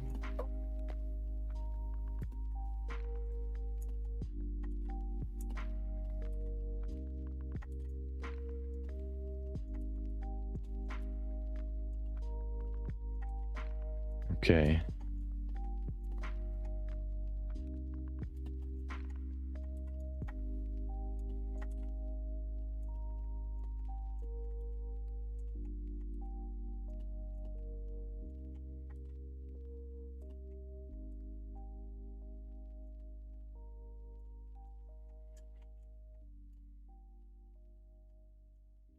Okay, I think I'm gonna combine the legs now. Let's go in here and save real quick. Let's remove the cloth. We don't need it right now. Let's call it cloth. It's probably, we could probably put it into the geometry. Okay, remove it. There you go. Back up, let's close it and hide it. Okay. Yeah. So what I'm gonna do now is first of all go in here and wait, what is this part? Are those the fingers? Fingies? There's one. Yeah, those are the fingers. Do I need them anymore? I can probably delete them. So what I'm gonna do is I'm gonna delete them. Oh, where's the last part? Probably haven't changed the pivot points for those. Delete. I will, oh, there's the head, remove the head. I'm gonna delete all these small things right there. And then I'm gonna save this file with a new version number. This way I can still go back to this current state if I need to. That's always what I do when I kind of don't really I want to like reduce the amount of stuff in my scene, but I kind of also want to like have a good backup. So what I do is just delete stuff that I don't need anymore, or do stuff that I can't go back on, and then I just go save it as a new file version, which then lets me go back if I need to. Which now enables me to first of all save this, save as, and save it as version 1b. Save as, perfect. Now we can combine the legs with the lower body. What I want to do though first though is I want to go in here and maybe adjust the lower part of her pelvis a little bit. I think it's not that necessary probably. Hold on, that sounds kind of loud. Is it loud? Let's reduce the volume a little bit. Put that to 35. Perfect. So I wanna put in some more effort into the crotch. Of course, you cannot see it in the end, but if we combine this part, I think it's helpful to do that. Okay, it looks kind of weird right now. Okay, cannot go into too much detail right here, so I'm just gonna do the basic stuff.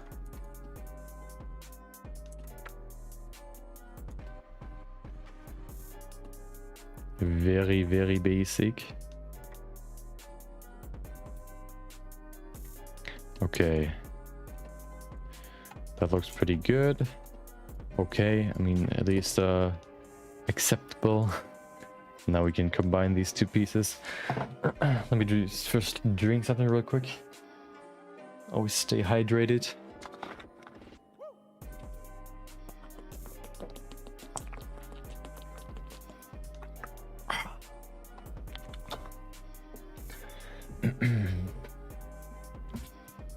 Okay. Go in here and combine. So, Boolean.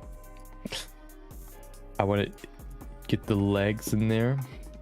Put that to union. And there you go. First part. I'm not going to combine the foot. The foot is going to stay off the body. Another Boolean. Put that to union and select the second leg. Perfect. So let's go in here and where's my, there it is. Let's call that body and apply both Boolean modifier. First one done. Second one done. Perfect. We can now go in here and remove the legs. Where are the legs? I'm gonna call this a leg R, no, L. The other one, oh, where is it? Leg, oh, leg R. Okay, let's move those to the backup. Right in there. Perfect, okay. Now we can go in here, save real quick, and go into sculpting. Oh, hello. And we can combine the two or the three pieces, I guess. So the easiest way would be to enable dynamic topology, of course. And then just go in here and blend the two pieces together. You can see it's pretty simple.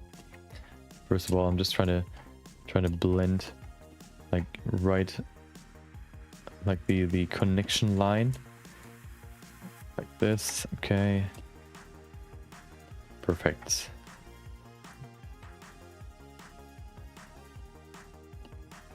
Let's do the same on the other side. First of all, of course, you can see the legs have more resolution than the body. So I'm probably going to go into more resolution with the body later. Right now I try to stay pretty low with the resolution, just so I can make changes a little bit better. Okay, there's something weird. Hold on. Okay.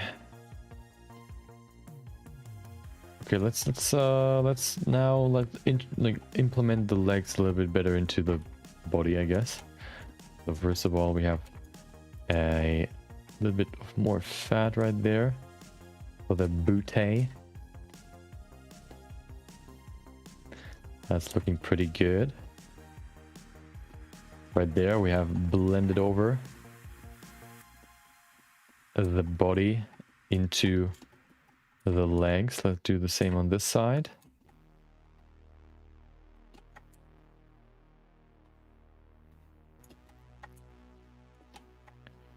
right there. So the butte muscle, it looks kind of like, hold on, let me show you. Let me use the mask. So of course you can see right there's the center part, and then the muscle goes down here, and then it has this dip where it connects to a muscle. I guess the what is it? I forgot what it's called. Oh, it has this weird name. Hold on.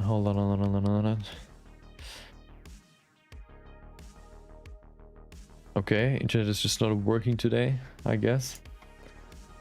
Hello? Why do you not open Google Translate? Okay.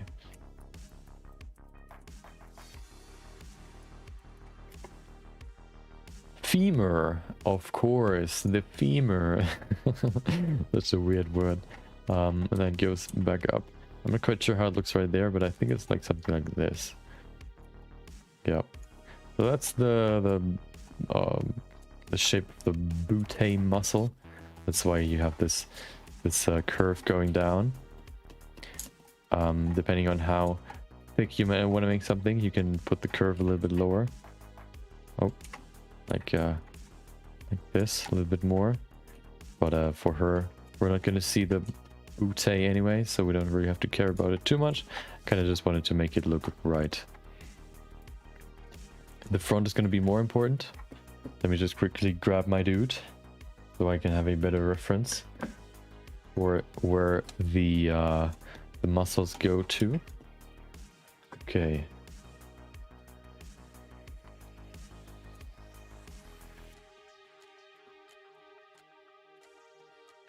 So you have muscles going. Hold on, let me just quickly fix my reference. Okay, perfect. You cannot really see it on this side, but I'm of course going to put it in anyway. So you have some more volume right there, which goes all the way up here, right there. And then you have some more volume. Okay, let's see. Need some more over here. Okay, perfect.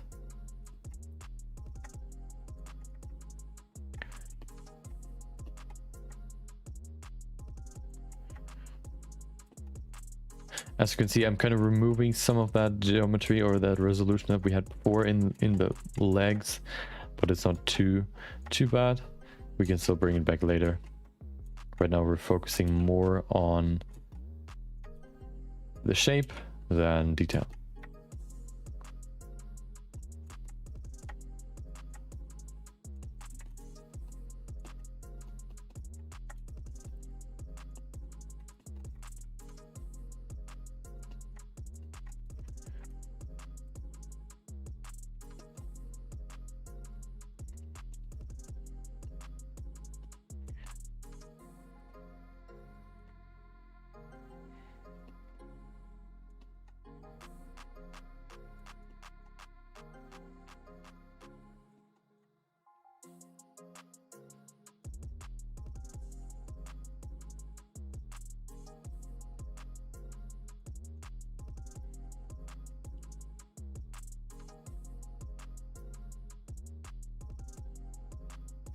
Okay, we definitely need some more volume right there. Of course, I said it multiple times now. We can't really see it, but I will still fix it. Not because of my perfectionism, but because I want to train this region a little bit better. That's why I do it. So definitely needs more volume right here. Smoothing it out. Okay.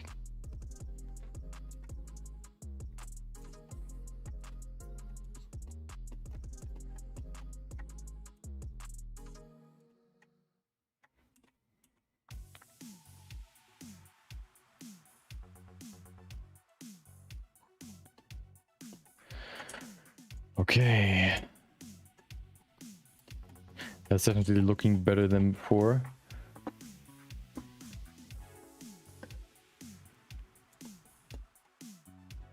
you have quite a clear like difference between the front of the leg and the back, like this.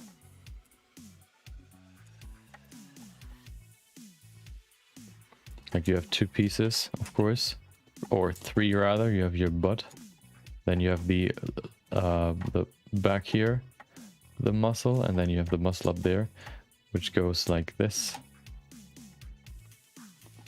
That's the lower muscle, and then you have the upper muscle, which kind of like does like this move, and then goes all the way to here. That's basically the structure. Very, very rough, of course, but yeah, that's how it looks like.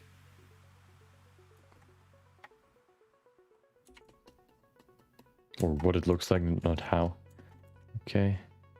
This is also the region that really contributes to the wide hips of someone. This region right there. This is most likely the widest part of anyone's body. At least when it comes to the hips. So yeah, put the most volume in there. Okay. The right side looking pretty good. Hold on. Okay. Let's reduce the volume right there a little bit.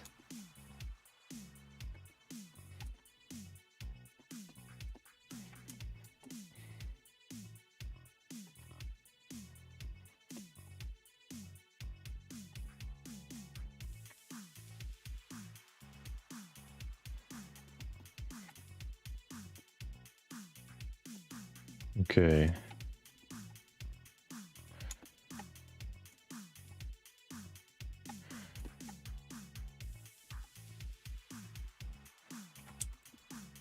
Always looking at my reference just to make sure that we're kind of accurate with this. Trying to keep it pretty round, of course. We can have some more volume right here for the bootay.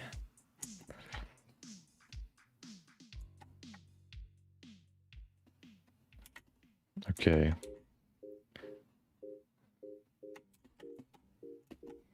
This year is really bad for holiday or like long weekends when it comes to holidays, like prolonging weekends this year and next year as well. Like almost all of them are like somewhere in the weekend, which really like reduces the amount of free time that we get from just holidays, which is kind of a bummer, but whatever. That's just how it is, I guess.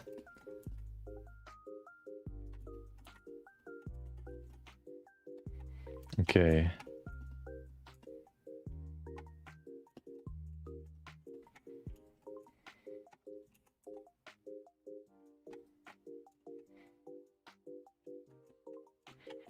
I'm not 100% sure where the butt muscle is actually like connected to. Kind of want to look it up a little bit more, but not right now, of course. Gonna do that at some point if I remember it. At some point I'll know.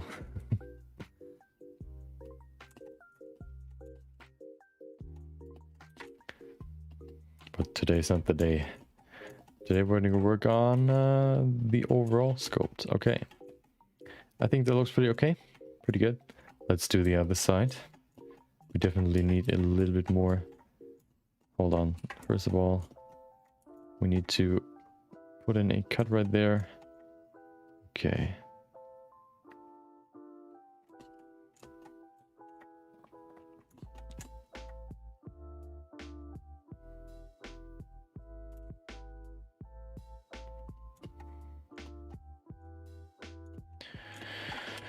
First of all, let's blend in the big muscles on the outside. Should be the easiest ones.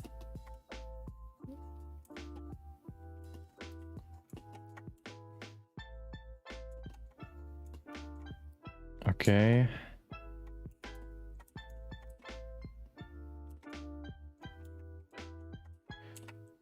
There you go. We need some more volume, but before we do that though, let's smooth it out. Do the same over here. Need a little bit more.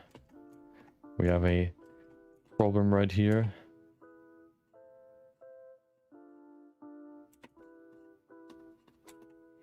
Okay, that's better. Let's bring in some more volume, close this gap right there. Perfect.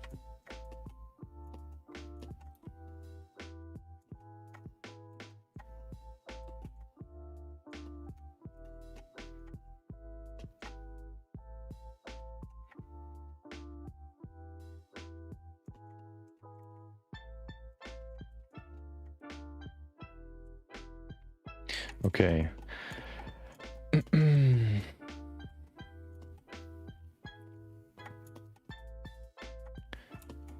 So this part will probably be a little bit more contracted, this part of this side. So let's put in a deeper, I guess, like a valley. That's kind of weird. Okay. This region is probably looking pretty weird right now, but we'll think about it later. Not right now.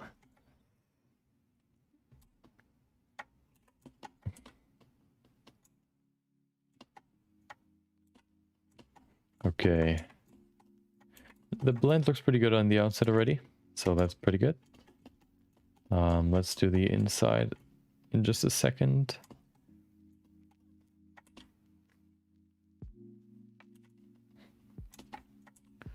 Okay, let's do the inside. We needed a little bit more volume, I think. Oh, hold on. Don't. Okay. Yeah, a little bit more. Right here.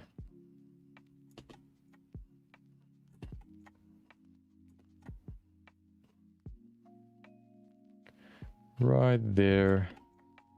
Looks pretty good.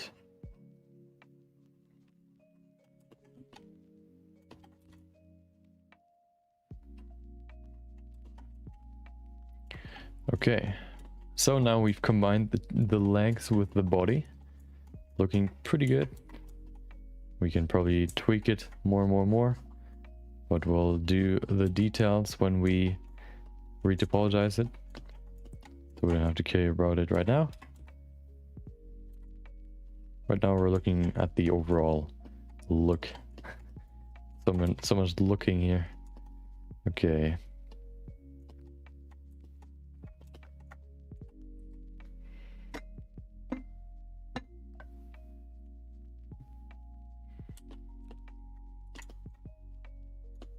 What I like to do is put in like the defined muscles first and then just smooth them out. That way it's just easier to make sure everything looks right.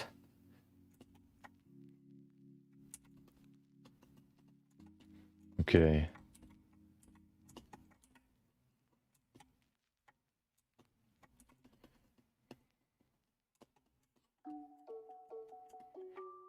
Go in here to the other side. Other side, put that in there. Perfect. Smooth it out. Okay.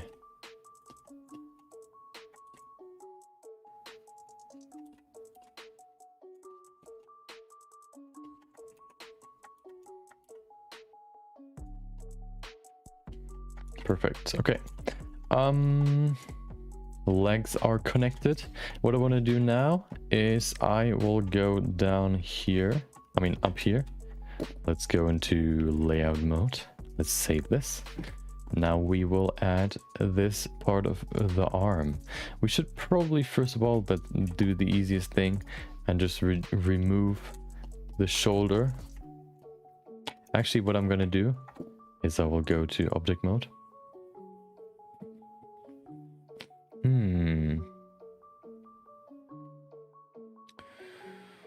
What I'm going to do is, hold on, go to layout. So what I'm going to do, use a UV sphere, make it smaller, of course.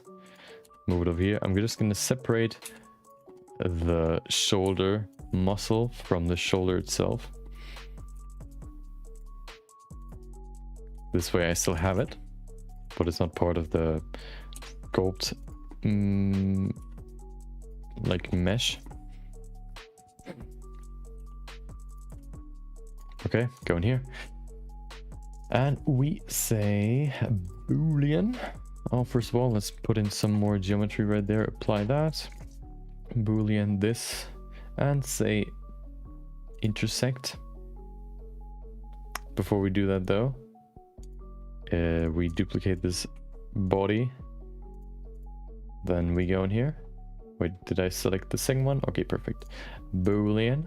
This thing right there. Intersect. Okay, apply. There you go. Now we have both parts. Oh, we forgot to do something else. We go back to the body and say Boolean difference. This way we remove it from the actual body and we separate it. Okay, perfect. Remove this and we still have it. We can move it around, but it's not part of the body itself. We then bring in the arm. Where's my arm? There's the arm. We then go in here, say Boolean on the arm. Why not? Boolean. Go in here, select the shoulder and say union. Boolean union, apply. There you go. Then we can remove the shoulder and we have both parts. Perfect. Now we still have the shoulder, but it's not part of the main body. So let's now fix the sculpt. The shoulder. You can see we get this weird color. I'm not quite sure why that is, but if we bring in dynamic topology and create new geometry, that should fix it. You can see it's already gone. Yeah, that's basically all we had to do.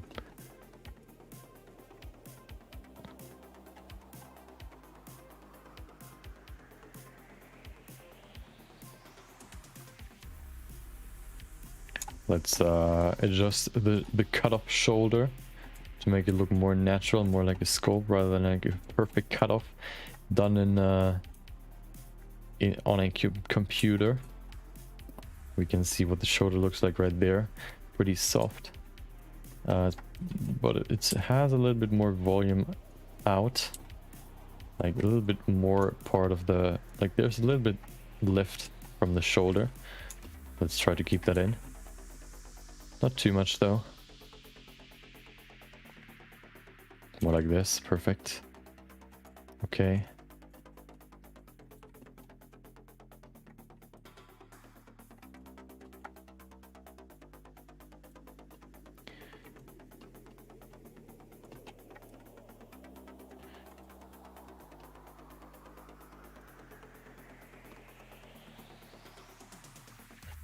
Let's see a different angle so I can see it better. There you go. Perfect. You cannot see what I'm looking at, but it's not like a big deal. Just seeing an angle from this side, from this view, which just helps me nail this this view, or like the shape. Okay. I mean, I think that's pretty okay. If we don't need to add more to it, we can maybe add a little bit more fat right there. Just a little bit more. That looks pretty good. Okay. Yeah. To maybe not only shoutcast my sculpting, but actually talk about a topic. I was kind of thinking about what I wanted to do. Like, okay, that sounds kind of weird. So, of course, when I started streaming, I kind of had goals that I wanted to hit, not really number goals, but rather like, what do you call it? Like skill goals, I guess. So I just started basically, and then over time, I realized what I wanted to improve on. One thing being able to talk while sculpting. I remember maybe even just a month ago, I wasn't really able to just speak and sculpt at the same time, and now I realize I can actually do that now. Of course, it can probably still be improved, especially when I like concentrate, I kind of maybe sometimes lose my train of thought. That's one thing I still want to improve. But overall, I'm definitely more comfortable speaking and sculpting. Let me just quickly drink something. My throat is kind of drying up. Then we can go into the next part.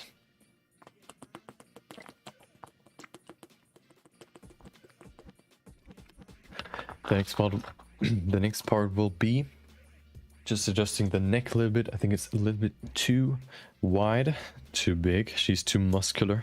You can see her neck's pretty thin, or yeah, pretty thin. So we'll just push it together a little bit, make that neck a little bit smaller, more feminine. Usually feminine necks are more longer and thinner. This one was too thick, so we had to reduce it. Okay. Yeah, that was one goal of mine. I remember in the beginning I was like super talking super monotonous, only talking about what I actually did on screen. And the first goal I basically had was to, and I still have, is to be able to talk the whole way through. Basically through the whole stream. I can't really imagine, or like, there's no appeal to me to watch someone just like doing whatever, especially when it comes to art, without them really saying anything. I don't really see the appeal in this. I think it adds so much more value just by talking about whatever. It doesn't really have to be about what you do, which can, of course, if you do like stuff like art or similar topics, similar stuff, it can definitely be like informative and can make your content more like interesting. But even just talking about anything, like if you join a stream and you like see dude just sitting there like whatever, doing whatever, and never talking, you would probably most likely just go, and maybe except for when they do like something interesting that maybe interests you and you want to learn what they do, then maybe you would stick with them. But put that into comparison with someone like where you go into it, and for example 2 weeks ago we did philosophical questions, where there's this website I found where you can basically take philosophical questions and we discussed them. This way we always had something to talk about, which it wasn't necessarily, which didn't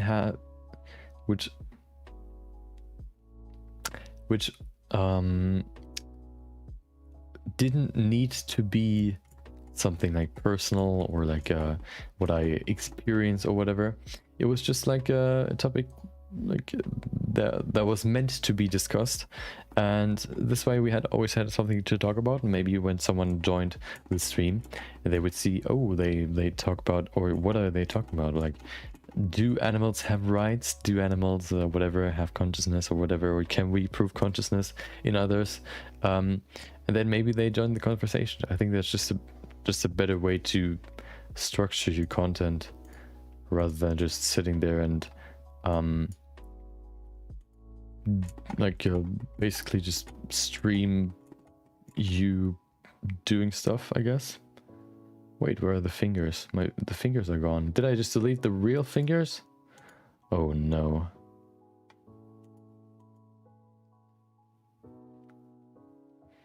Wait. That doesn't make sense.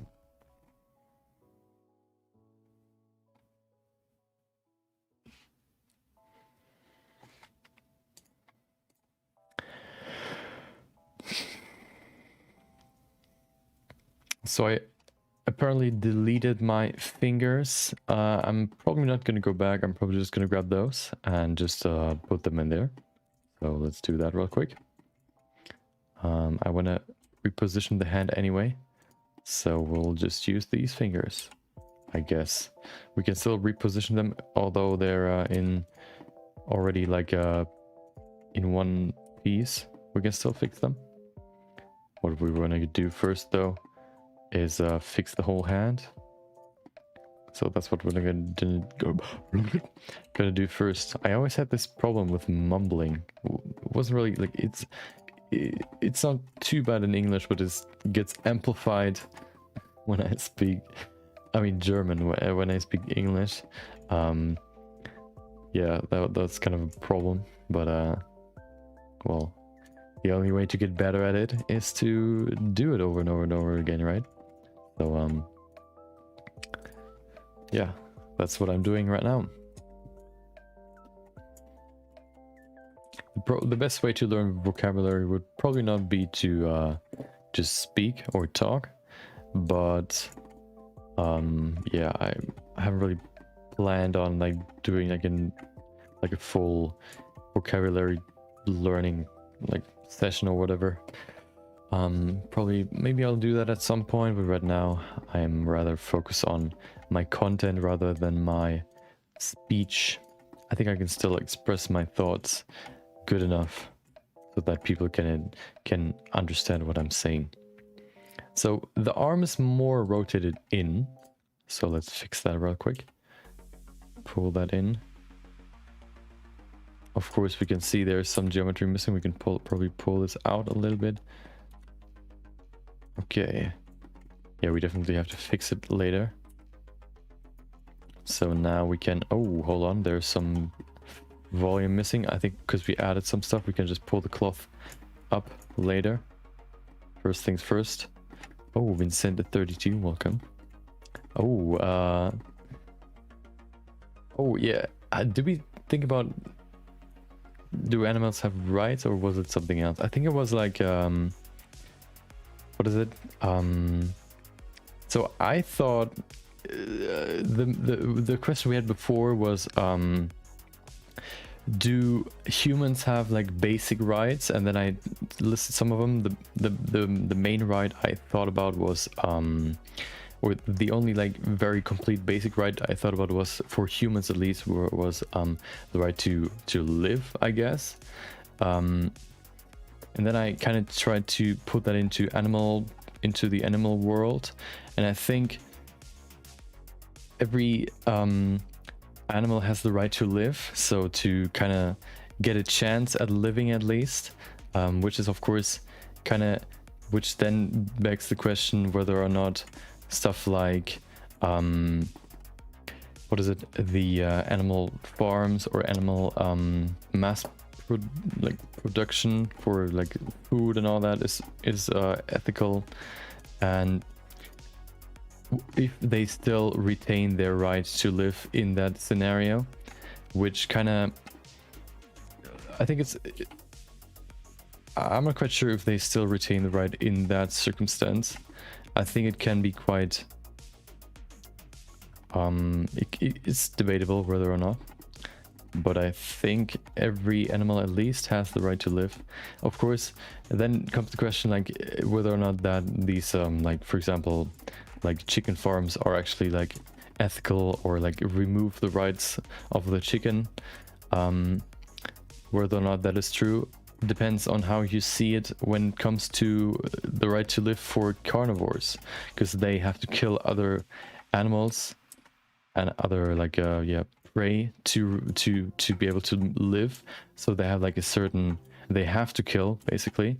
But then we kind of thought about, or I kind of like thought about lions, for example. They only kill as much as they need to survive, and humans kind of exceed that with stuff like chicken farms, which in the end I think makes it like kind of unethical, because you kill more than you need to, and you kind of rob their their right to live. Yeah, so I think I don't really know the history, but I think like humans are like the hybrids. They can basically live with both, which makes it a little bit more interesting, of course, because humans are no like carnivores. They have to kill stuff, but it's probably like the easiest way to get the especially when I'm talking about like back in the day, it was the easiest way to get like protein and fat and all that was probably through animals, hunting animals and eating them, which of course now is easier for now.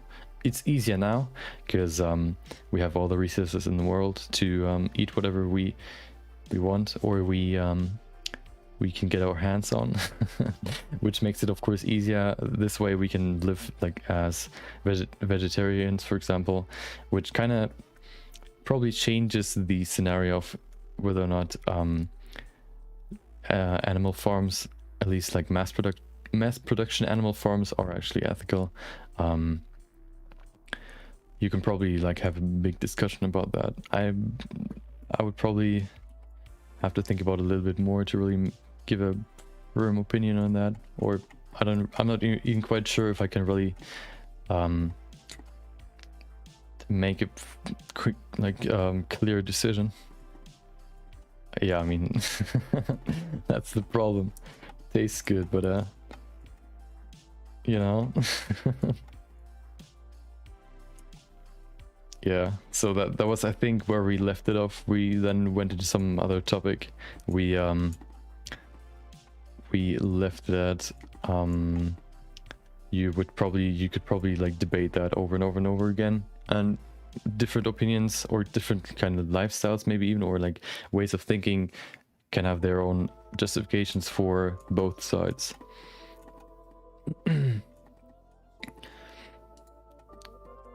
We also thought about stuff like can you prove consciousness? And so I can't really remember what we said about that, but I think what I would say is that we can't. I think consciousness can only be conscious of itself, which was, I think, my conclusion of the whole question. You can't really prove someone else's, like, you can't prove someone else being aware of, I guess, their own consciousness, or you cannot be conscious over someone else being conscious. So yeah, I think we concluded that it's not possible, which also kind of led to the question whether or not you can actually create robots that can have consciousness. Because if you can't like prove that there's like consciousness in them, or that they're conscious, how can you ever actually say that they're conscious or they have a consciousness? Of course you can like make them as human-like as possible, and maybe even teach them to reproduce themselves, but you can't really like prove that they have their own thoughts and that they're not only like controlled by some sort of like mathematical equations, which you can probably also do for humans. Like if you think about human thoughts, I think every human thoughts you can kind of reduce into just binary or like a mathematical, I guess, equations. You always think about, okay, what are my options? What would be the best option for me to pick? And then you make your decision. So yeah, I don't think you can prove consciousness. I don't like the hand right now. I think the hand should be somewhere else. I'm not quite sure. You would probably have to pull your elbow forward a little bit more. Let's do that. There you go. Okay. That's definitely better than before. Then we can move this. let's see, move all those fingers, fingies, put them over here.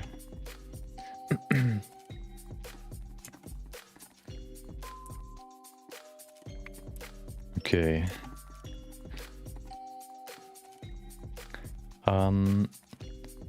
Yeah, that was one topic I heard before in a discussion.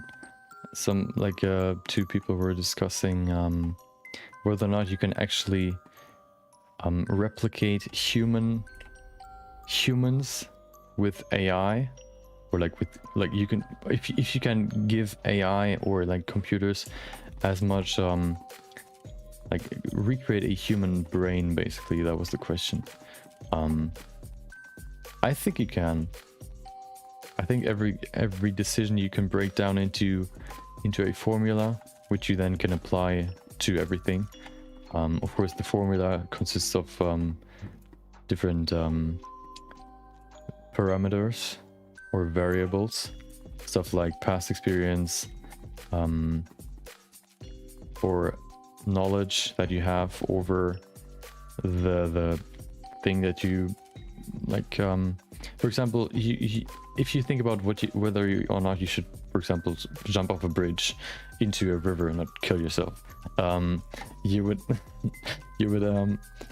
probably first of all think about, did somebody else do that before? Do I have knowledge of what would happen if I do it?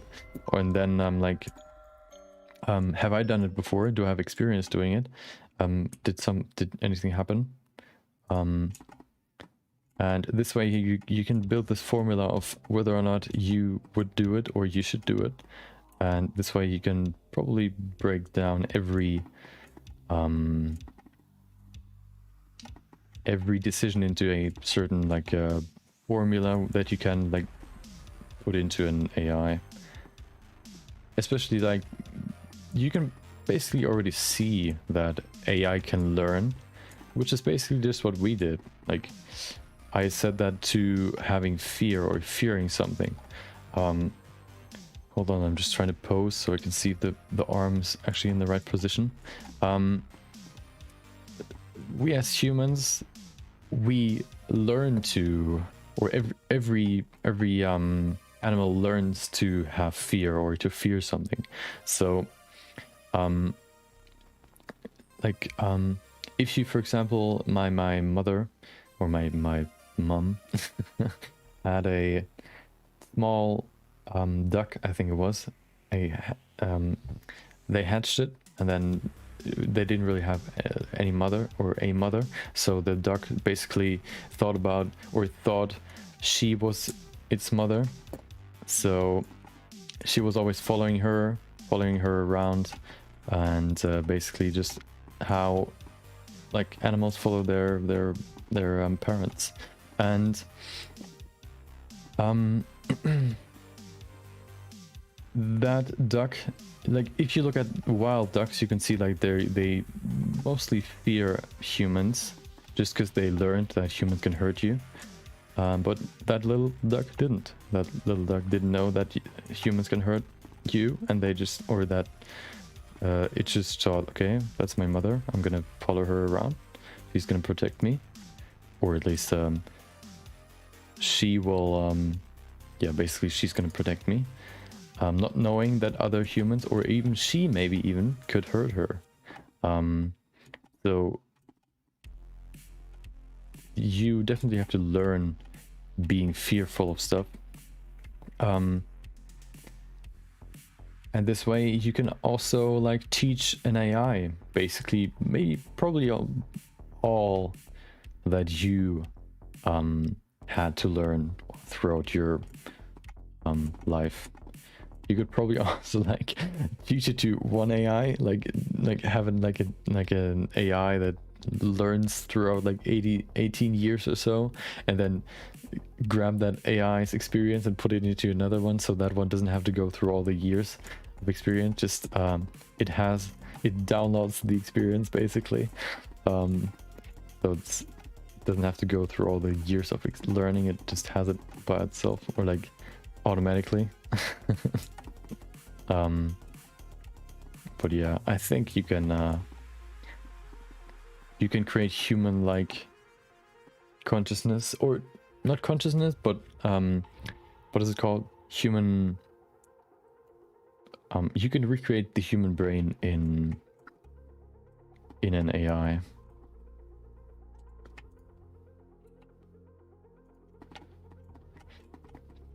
You would probably have to be pretty, like, if you would basically create an AI that was like human-like, you would probably have to get even smaller when it comes to processing. I don't think the processors are small enough right now to really fit everything that your brain has or contains into the same size for a computer. But yeah, it would probably be possible. Well, that's the next question. Is it really a good idea? I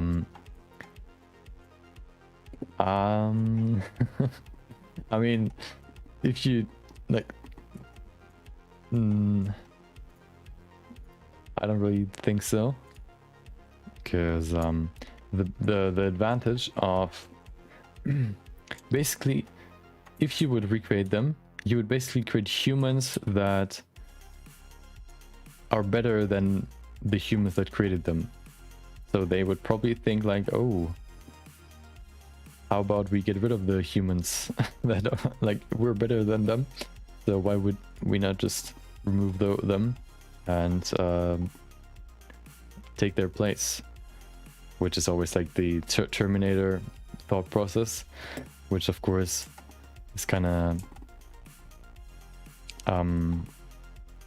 could probably be very real, because the thought process would probably be similar to an ant. Like, you want to build a house somewhere, and then there you see this anthill right in the middle of that land. You're not going to think like, oh, those ants have, like, they're precious. We need to save them. We can't kill them. You just think, well, they're ants. They're not super significant, especially like in my life. So why would you keep them? And just, I don't know, destroy their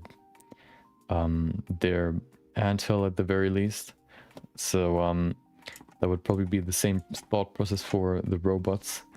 They would just think, well, the humans are basically they're unnecessary for the planet, so why would they need to stick around? And they would just remove us, which is, of course, not really advantageous for us, but yeah, I guess that would probably be the logical conclusion, I guess. Which is, of course, not good for us, so we should probably not do it.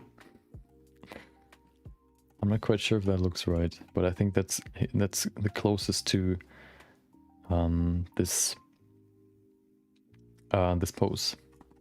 So what I'm gonna do now is I'm gonna remove the no, hold on. I'm gonna connect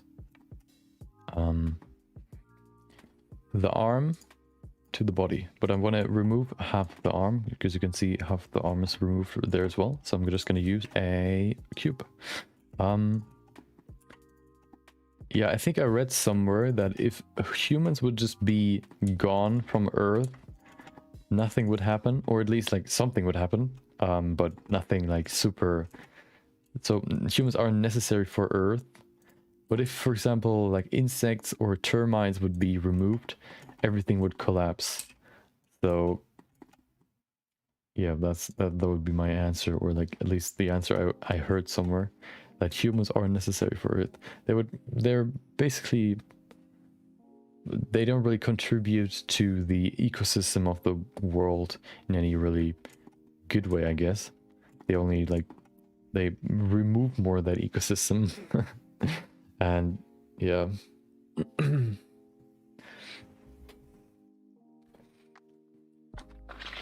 Of course, we think we're necessary, or at least we don't wanna be gone. So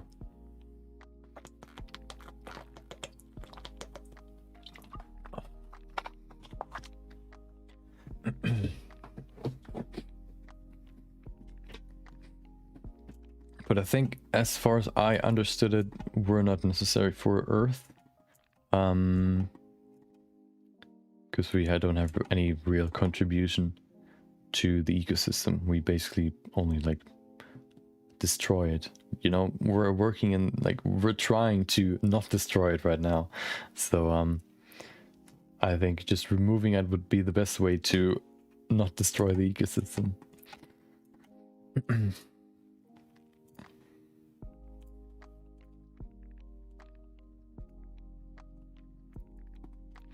Okay, if I put it to wired, I can actually see through. This way I can just go into the Boolean modifier, select the cube. This way I can see where it stops. Right there, perfect. Yeah, I mean, I mean, I don't think you can get to a certain point where everybody would agree on not reproducing. We could also just, I think I even heard somewhere that we could fire off every nuclear weapon we had to destroy like every little civilization that humanity has, which of course would be devastating for the ecosystem. But over time, the ecosystem would just recover and there wouldn't be any humans, so we could remove ourselves that way as well, if we really wanted to. But I don't think that's a desirable goal.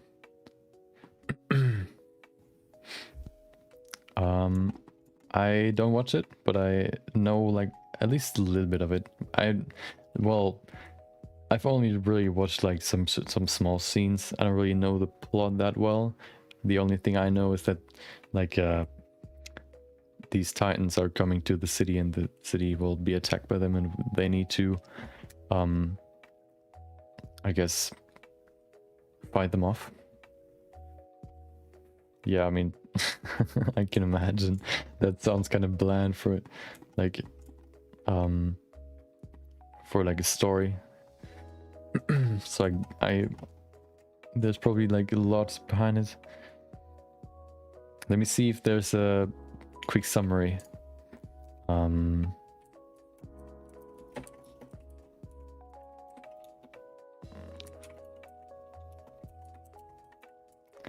Let's see, Attack on Titans lore summary, or like say story, or let's say lore. I guess lore is more encompassing with more background info.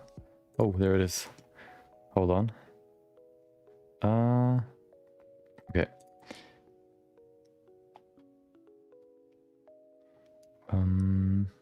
Well, okay, okay. I don't want to read the Bible. Okay, well, that's a lot. Okay, Ymir Fritz was a goddess who had the power of the Titans. She did good things with her power and helped people. Ymir died and her power passed on to 9 mortal children. They became Titan shifters. Okay, then the names: Founding Titan, Beast Titan, Armor Titan, yada yada yada. These 9 Titans overthrew the empire called Marley. Established by their rule, and the empire became known as Eldia, and the capital was shifted to a nearby island called Paradis. Their rule continued for many years, roughly 1,885 years, where Marley was under the rule of Illydia. The Marlenians did not accept the rule. No, the Illydian rule. Okay, they try to fight the Titans.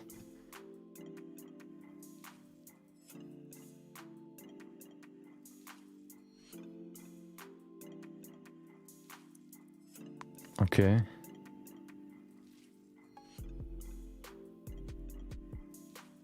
Oh no. Okay, hold on. I'm just gonna show you what I'm trying to read through right now. I don't know if I really will. So there you go. So I just started off. Okay, it looks pretty simple. Like starts off with these points, and there's not really much info, and then all the way down to here. Like, can we not just get a small summary? Oh no. Oh my god, come on.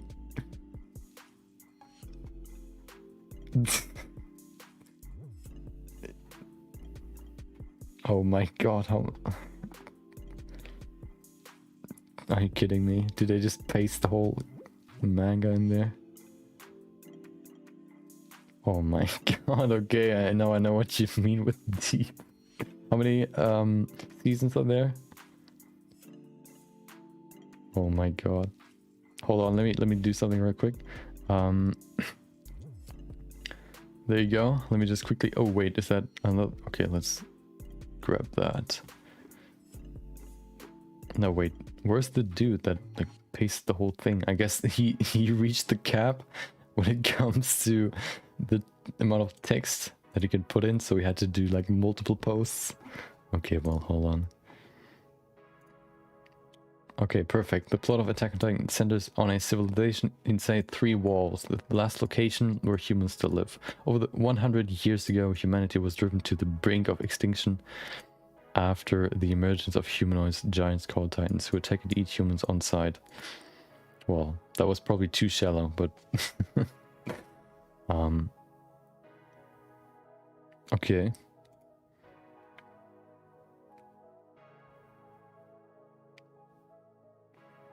"75 episodes. Let's see. Video games? Nope. Live action. Live action, okay. Is there some sort of plot? Okay. Let's see. Attack on Titans. Season 4. At least. Oh, yeah. 4, 5. Let's see. Attack on Titan season 5. Okay, so season 5 is upcoming, I guess. Oh, hold on. The infinite tunnel of infinity. Perfect. Let's go back. Yeah, so I haven't watched Attack on Titan, but I know a little bit now. Not very much more than what I knew before, but what did you ask? Is there... Wait, what did we talk about again before? I think, oh yeah, like whether or not humans are important for Earth or like necessary.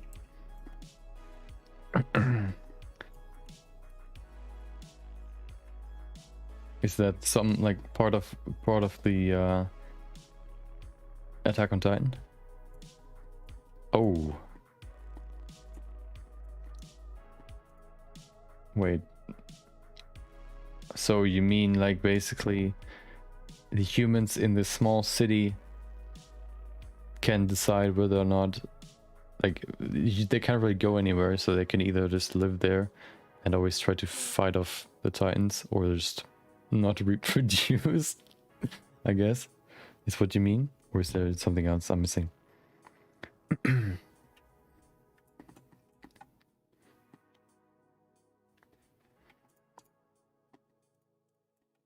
Basically, they don't really have any...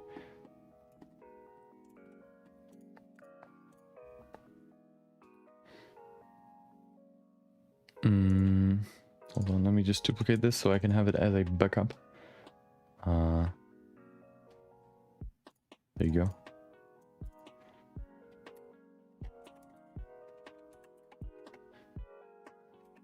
Not what I said, do you mean something different?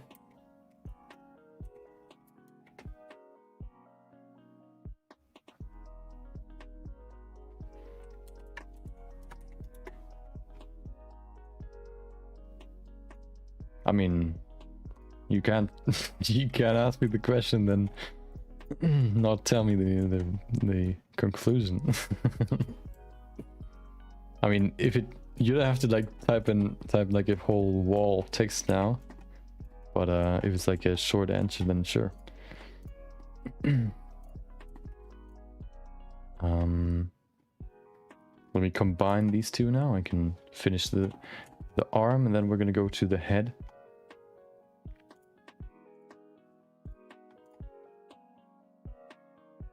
There you go. Union. Oh. Okay.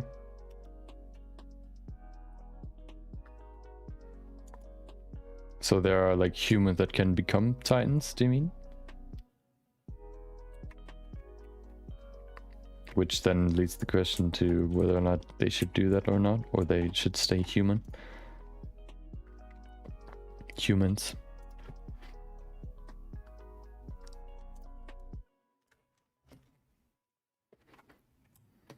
Okay, now we can finish this. It's pretty sharp. The edges are pretty sharp, but they're a little bit rounded, of course, because they're worn. So let's do that. First of all, we need dynamic topology. There you go, perfect.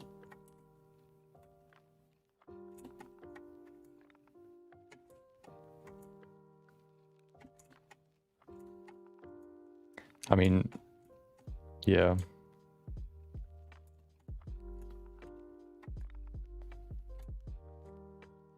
I mean, if you can probably like, that would be interesting, interesting question. Like, okay, hold on.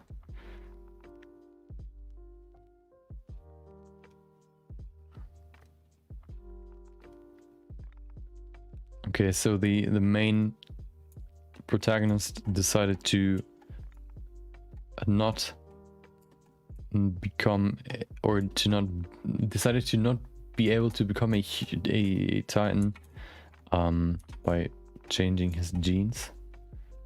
Not his pants, but his genes.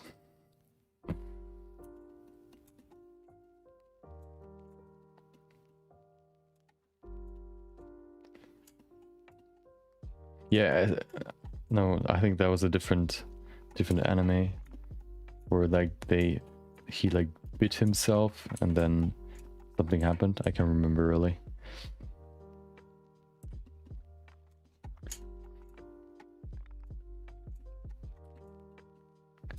Okay.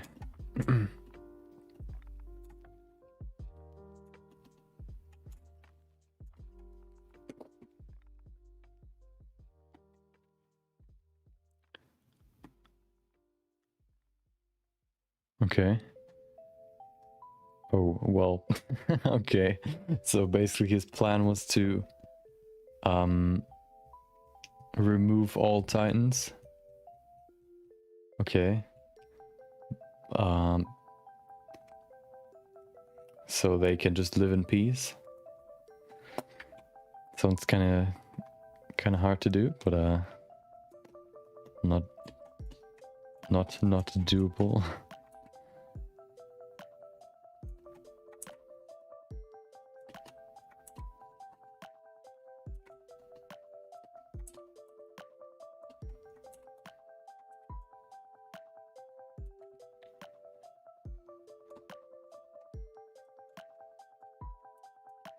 Yeah. Oh, okay, yeah.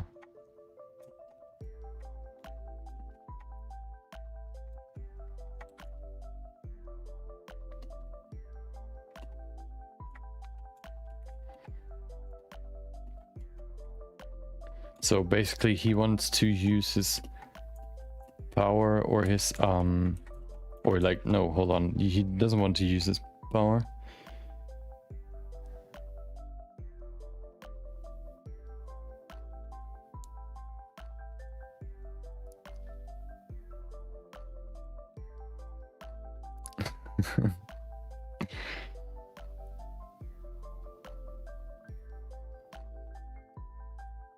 Okay.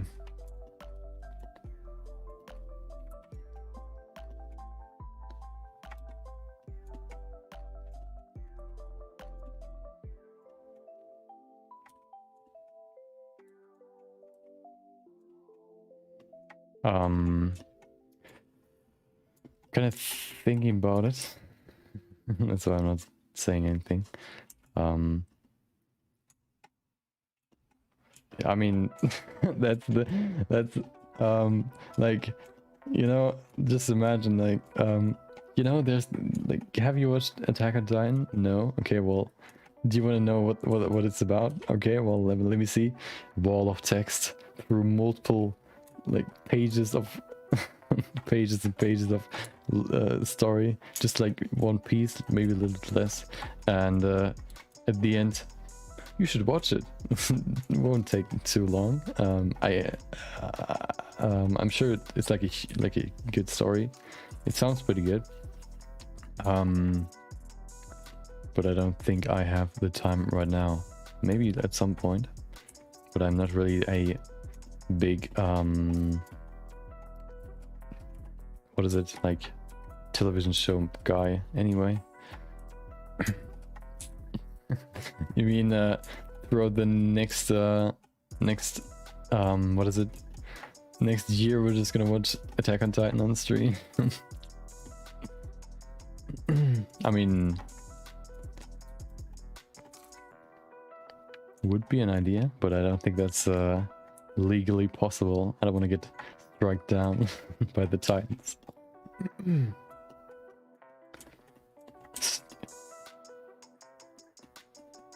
Okay.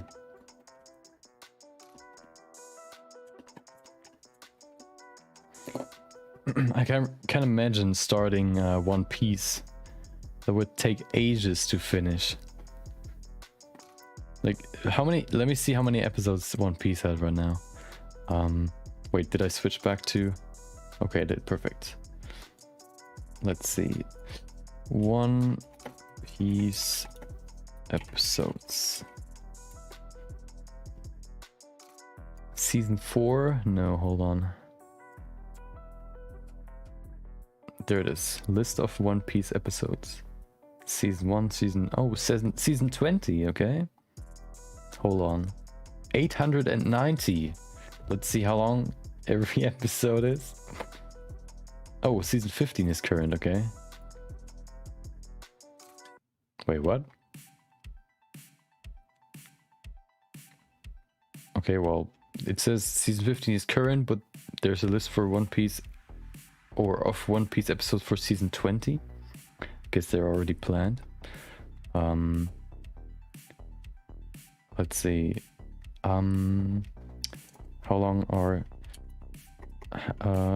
One Piece episode length? Let's see how long that would take. Oh, removing 2.5 minutes from each episode for the intro/outro. The 927 episodes last a total of 19,930 minutes. This is 332.17 hours, or 13.84 days. 332.17 divided by, let's say, 3. Hey, that would be 110.723 days of streaming and watching an episode every day. Or at least, like, watching as much as we can. Or we could. Doesn't sound too bad. So Attack on Titan would probably be even faster, like a few months. Maybe even just 2 or so.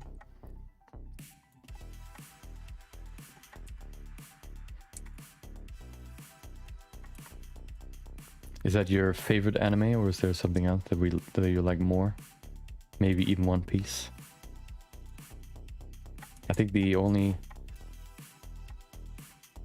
I've watched 3 anime throughout my entire life. The first one, no, hold on. One of them was One Punch Man. That's probably the easiest for anyone to watch that never really delved into the world of anime. The next one was, before that I watched Death Note, and the first one I can't really remember what the name was.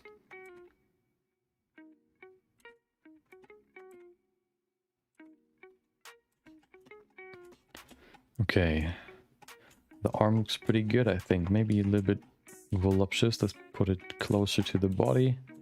Okay, the arm looks pretty good.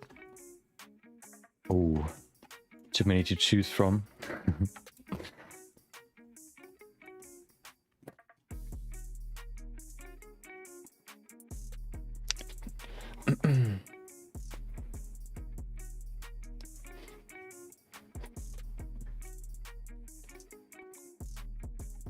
Yeah, I mean, I think that's always hard, especially when it comes to so different, like,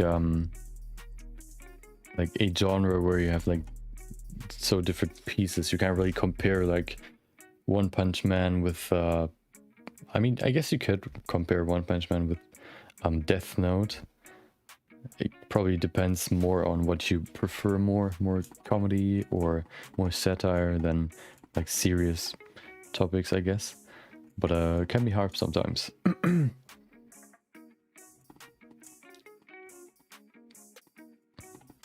I kind of want to put in more detail in the face. I think it's a little bit too big, isn't it? Let's see.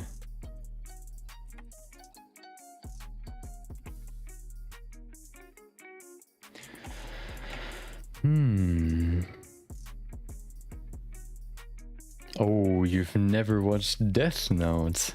Isn't that the one that everybody kind of recommends?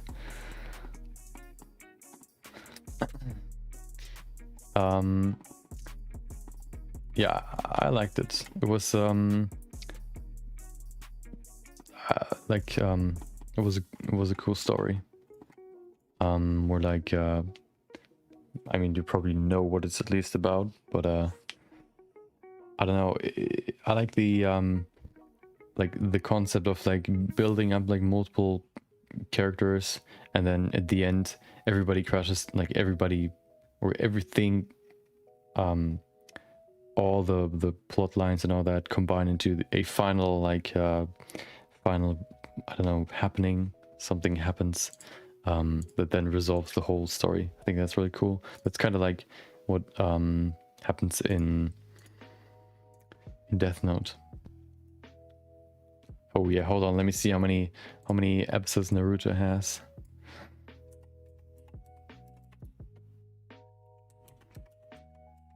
I remember there was someone in my high school that like their goal was to first of all watch all the Naruto episodes and then afterwards watch all the One Piece episodes, and I think he even finished it. I think he watched like 5 episodes or so per day.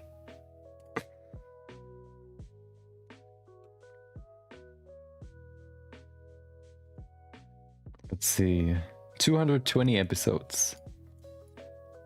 Okay, well then Naruto Shippuden, which has 500.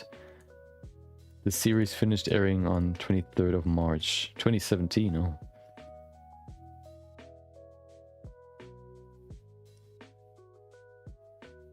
Okay, so pretty close actually. Like no, hold on. Well, like 200. No, hold. Yeah, 200 less than One Piece, but still quite a lot. The only fight I think I saw, I think I watched it when I was at one of my friends' house, was the fight of Naruto against Pain. I can only remember like parts of it, but yeah, that's the only fight I remember. And of course, them basically flying through the air by jumping once and then flying through the woods without ever hitting a tree. That's the only 2 scenes that I remember.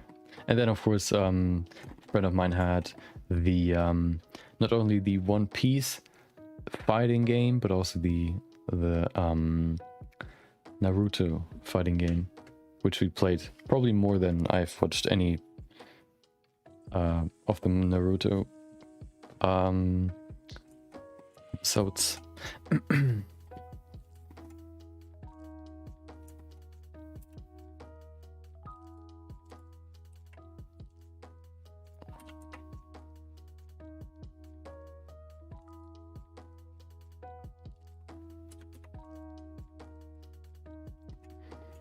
Okay, let me see the side view.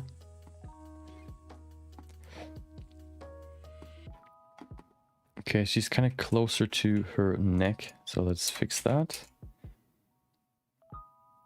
That's better. Yeah. Okay. Maybe even closer. Yeah, that's way better. We probably have to fix the hair a little bit, but looking pretty good. Let me bring in the arm.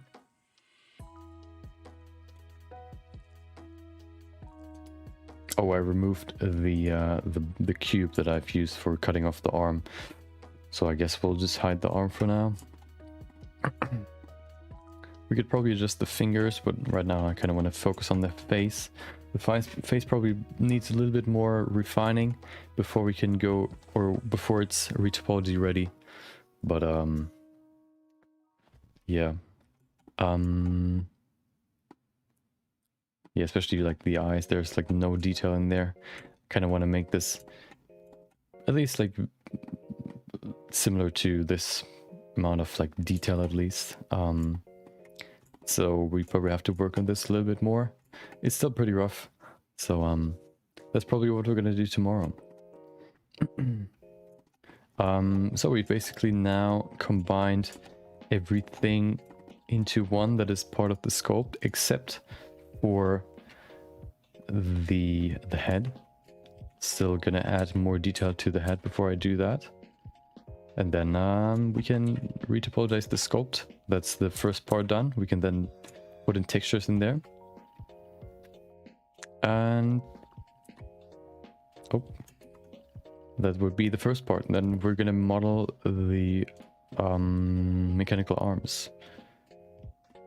I'm probably gonna do, yeah, retopology will be off stream, and then the mechanical arms will probably be a day or two, maybe even a week. I'm not quite sure how much detail I'm gonna put into that, or how much, like for example, if you can see a lot of inner workings of the arm, for example, like I don't know, like cables running through, that would probably take a while. Also, I've never really done hard surface modeling, so that'll be interesting to figure out. Yeah, we'll think about that later. Tomorrow we're gonna start with putting in more detail in the face. So we have the full sculpt done. The cloth could probably use some more detail, but that we don't have to include that into the retopology. We can just basically retopologize this part, this, and then oh, and this of course as well. And then yeah, we can retopologize the cloth itself, like by itself, if we even have to. We probably should. I see right now, or I could, like, she's kind of off center, so her leg is kind of not really like supporting her weight. She would probably fall over. Maybe that's something we should fix. We could probably do that tomorrow as well. Shouldn't take too long. We can just pull it over here, and then we can work on the face. Maybe talk a little bit more about anime, maybe a little bit more about whether or not animals have rights. Yeah, thanks for hanging out, maybe even for discussing, asking questions or whatever. Hope you have a great rest of your day. Maybe I'll see you tomorrow, maybe not, whether or not. Hope you enjoy the next day as well, of course. Thanks for hanging out, and maybe I'll see you next time.